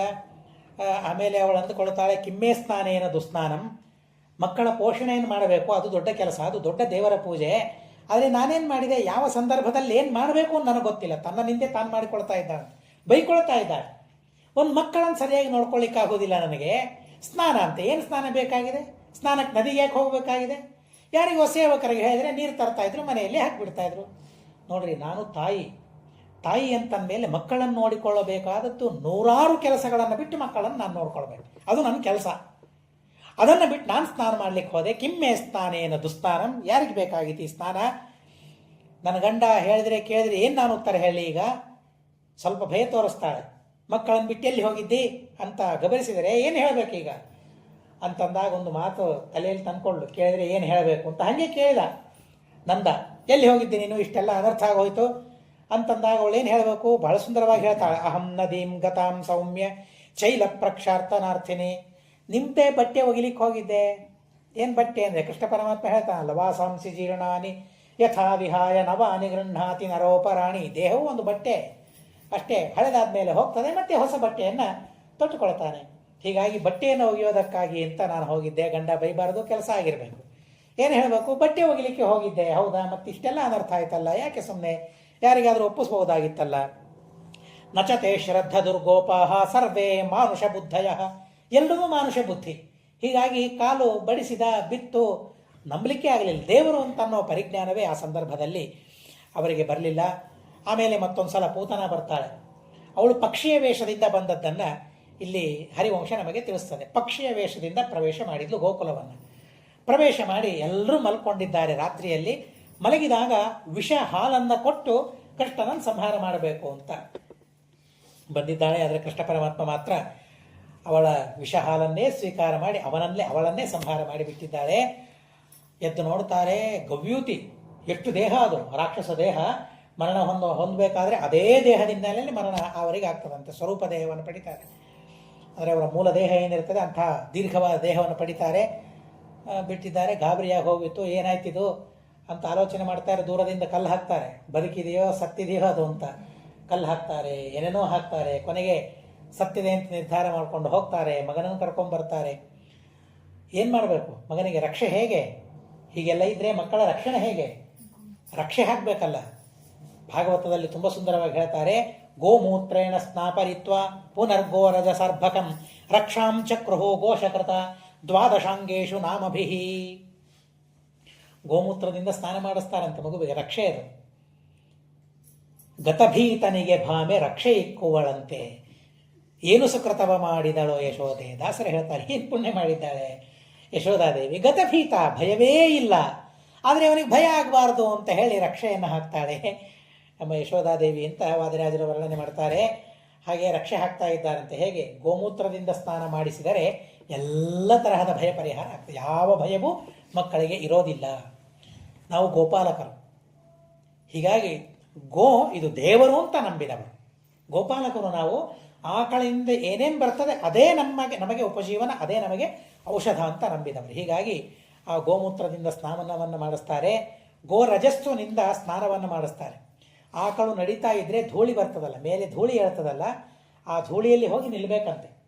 ಆ ಧೂಳಿ ನಮ್ಮ ಮೇಲೆ ಬೀಳಬೇಕಂತೆ. ಅದು ಸ್ನಾನ, ಅದು ಧೂಳಿ ಸ್ನಾನ. ಅದು ಗೋಧೂಳಿ ಕಾಲ ಅಂತ ಈಗೇನು ನೋಡ್ಲಿಕ್ಕೆ ಸಾಧ್ಯವಿಲ್ಲ ಅದನ್ನು. ಗೋಧೂಳಿ ಸ್ನಾನ ಅಂತ. ಅವಾಗೆಲ್ಲ ಮಣ್ಣಿನ ದಾರಿಗಳು, ರೋಡ್ಗಳೆಲ್ಲ ಮಣ್ಣಿನ ರೋಡ್ಗಳು ಆವಾಗ. ಹೀಗಾಗಿ ಮಣ್ಣಿನ ಮೇಲೆ ನಡೀತಾ ಹೋದರೆ ಆ ರಜಸ್ಸು ಮೇಲೆ ಬರಬೇಕಂತೆ. ಅದು ಪರಮ ಪವಿತ್ರವಾದ ಕಾಲ ಅಂತ ಹೇಳ್ತಾರೆ. ಗೋಧೂಳಿ ಕಾಲ ಅಂತ ಬಹಳ ಪ್ರಸಿದ್ಧವಾದ ಕಾಲ ಆ ಗೋಧೂಳಿ ಕಾಲ.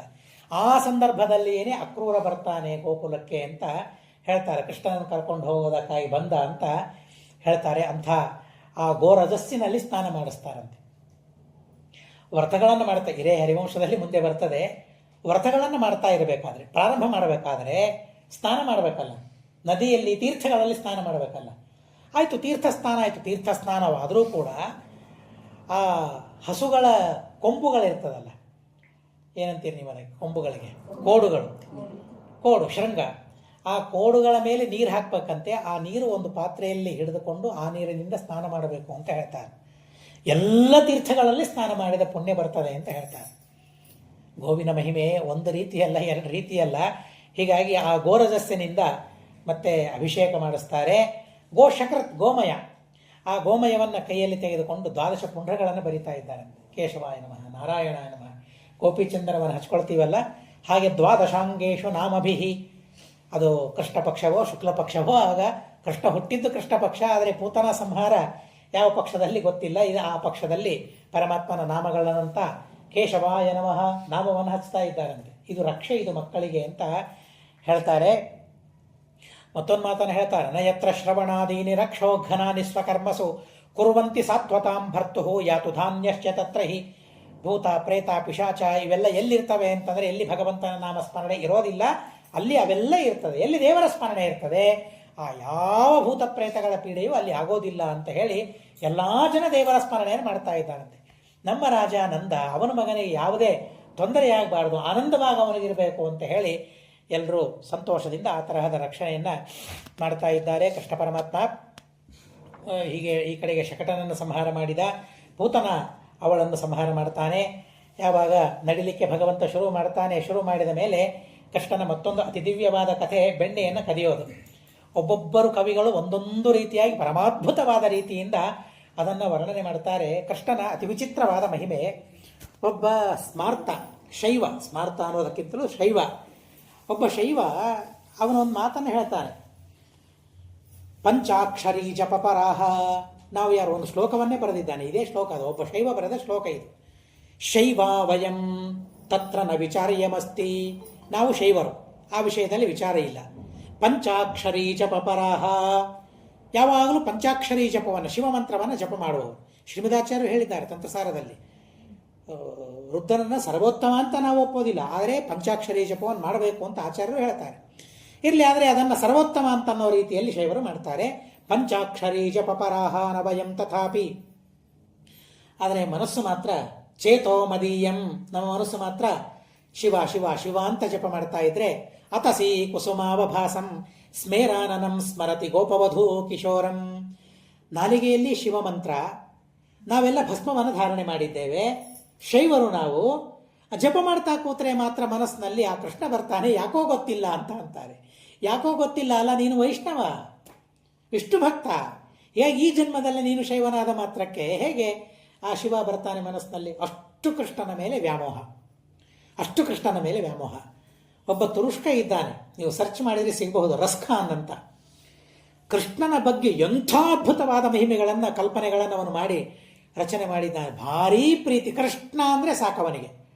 ರಸ್ಖಾನ್ ಅಂತ ಕೃಷ್ಣನ ಮೇಲೆ ಒಂದು ಸುಂದರವಾದ ಹಿಂದಿಯಲ್ಲಿ ಅವನು ಕಾವ್ಯವನ್ನು ರಚನೆ ಮಾಡಿದ್ದಾನೆ. ಕೃಷ್ಣನ ಮೇಲೆ ಕಾವ್ಯವನ್ನೇ ದೊಡ್ಡ ಸುಂದರವಾದ ಕಾವ್ಯವನ್ನು ರಚನೆ ಮಾಡಿದ್ದಾರೆ. ಹೀಗೆ ಅವರು ಇವರು ಅಂತ ಅಲ್ಲ, ಕೃಷ್ಣ ಅಂದರೆ ಎಲ್ಲರಿಗೂ ಬೇಕು, ಪ್ರತಿಯೊಬ್ಬರಿಗೂ ಬೇಕು. ಅಂಥ ಮಹಾನುಭಾವ ಕೃಷ್ಣ ಬೆಣ್ಣೆಯನ್ನು ಕಳ್ಳತನ ಮಾಡಬೇಕು. ಯಾಕೆ ಕಳ್ಳತನ ಮಾಡಿದ? ಶ್ರೀಮದಾಚಾರ್ಯ ನಿರ್ಣಯ ಕೊಡ್ತಾರೆ. ಶ್ರೀಮದಾಚಾರ್ಯರು ಹೇಗೆ ಮಾತುಗಳನ್ನು ರಚನೆ ಮಾಡ್ತಾರೆ ಅಂತಂದರೆ, ಹೇಗೆ ತತ್ವಗಳನ್ನು ತಿಳಿಸ್ತಾರೆ ಅಂತಂದರೆ, ಅವರು ನಿರ್ಣಯಾತ್ಮಕವಾಗಿ ತಿಳಿಸ್ತಾರೆ. ಕಲ್ಪನೆಗಳು, ಉತ್ಪ್ರೇಕ್ಷೆಗಳು ಶ್ರೀಮದಾಚಾರ್ಯ ಮಾಡೋದಿಲ್ಲ, ವಾಸ್ತವ ಸಂಗತಿಗಳನ್ನು ತಿಳಿಸ್ತಾರೆ. ಕೃಷ್ಣ ಪರಮಾತ್ಮ ಯಾಕೆ ಕಳ್ಳತನವನ್ನು ಮಾಡಿದ? ಭಾಳ ದೊಡ್ಡ ತಪ್ಪಲ್ವಾ ಕೃಷ್ಣ ಮಾಡಿದ್ದು? ಅಂದರೆ ಅದಕ್ಕೆ ಶ್ರೀಮದಾಚಾರ್ಯ ಹೇಳ್ತಾರೆ, ಅನುಗ್ರಹ ಮಾಡೋದಕ್ಕಾಗಿ.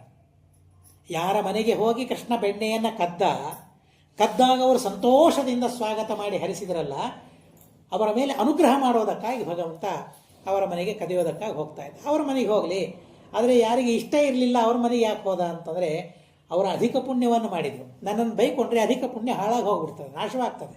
ಹೀಗಾಗಿ ಹೆಚ್ಚಿನ ಪುಣ್ಯವನ್ನು ನಾಶ ಮಾಡೋದಕ್ಕಾಗಿ ಭಗವಂತ ಮತ್ತೆ ಅವರ ಮನೆಗೂ ಹೋಗಿ ಭಗವಂತ ಬೆಣ್ಣೆಯನ್ನು ಕದ್ದ ಅಂತ ಹೇಳ್ತಾರೆ. ಒಂದು ಮನೆಗೆ ಹೋಗ್ತಾನಂತೆ ಕೃಷ್ಣ ಪರಮಾತ್ಮ ಬೆಣ್ಣೆಯನ್ನು ಕದಿಯೋದಕ್ಕಾಗಿ. ಅವಳು ಕಾಯ್ತಾ ಕೂತಿರ್ತಾಳೆ, ಕೃಷ್ಣ ಬರ್ತಾನೆ, ನಾನು ಹಿಡಿಬೇಕು, ತೋರಿಸ್ಬೇಕು. ಕೃಷ್ಣ ಕದ್ದ, ಕೃಷ್ಣ ಕಳ್ಳ, ಕೈ ಹಿಡಿದು ತೋರಿಸ್ಬೇಕು. ರೆಡ್ ಹ್ಯಾಂಡ್ ಅಂತ ಅಂತಾರಲ್ಲ, ಹಾಗೆ ಕೃಷ್ಣ ಕದ್ದ, ನಾನು ಹಿಡಿದಿದ್ದೇನೆ. ಆದರೆ ಎಲ್ಲ ಗೋಪಿಕೆಯರಿಗೆ ಒಂದು ಸವಾಲಾಗಿತ್ತು, ಕೃಷ್ಣನನ್ನು ಹಿಡಿಯೋರು ಯಾರು? ಅದು ದೊಡ್ಡ ಸವಾಲಾಗಿತ್ತು. ನಾನು ಮಾಡ್ತೇನೆ ಅಂತ ಅವಳು ಕೂತಿದ್ದು. ಕೃಷ್ಣ ಬರ್ತಾನೆ, ಬೆಳಗ್ಗೆ ಎದ್ದು ಕೃಷ್ಣ ಬರ್ತಾನೆ. ಇನ್ನು ಮನೆಯಲ್ಲಿ ಯಾವ ಮಕ್ಕಳು ಎದ್ದಿರೋದಿಲ್ಲ, ಗೋಪಾಲಕ ಮಾತ್ರ ಎದ್ದಿರ್ತಾರೆ. ಬರ್ತಾರೆ, ಕೃಷ್ಣ ಬಂದ ಒಳಗಡೆಗೆ. ಬಂದ ಕೂಡಲೇ ಬೆಣ್ಣೆಯ ಗಡಿಗೆಯಲ್ಲಿ ಕೈ ಹಾಕಿಬಿಟ್ಟ.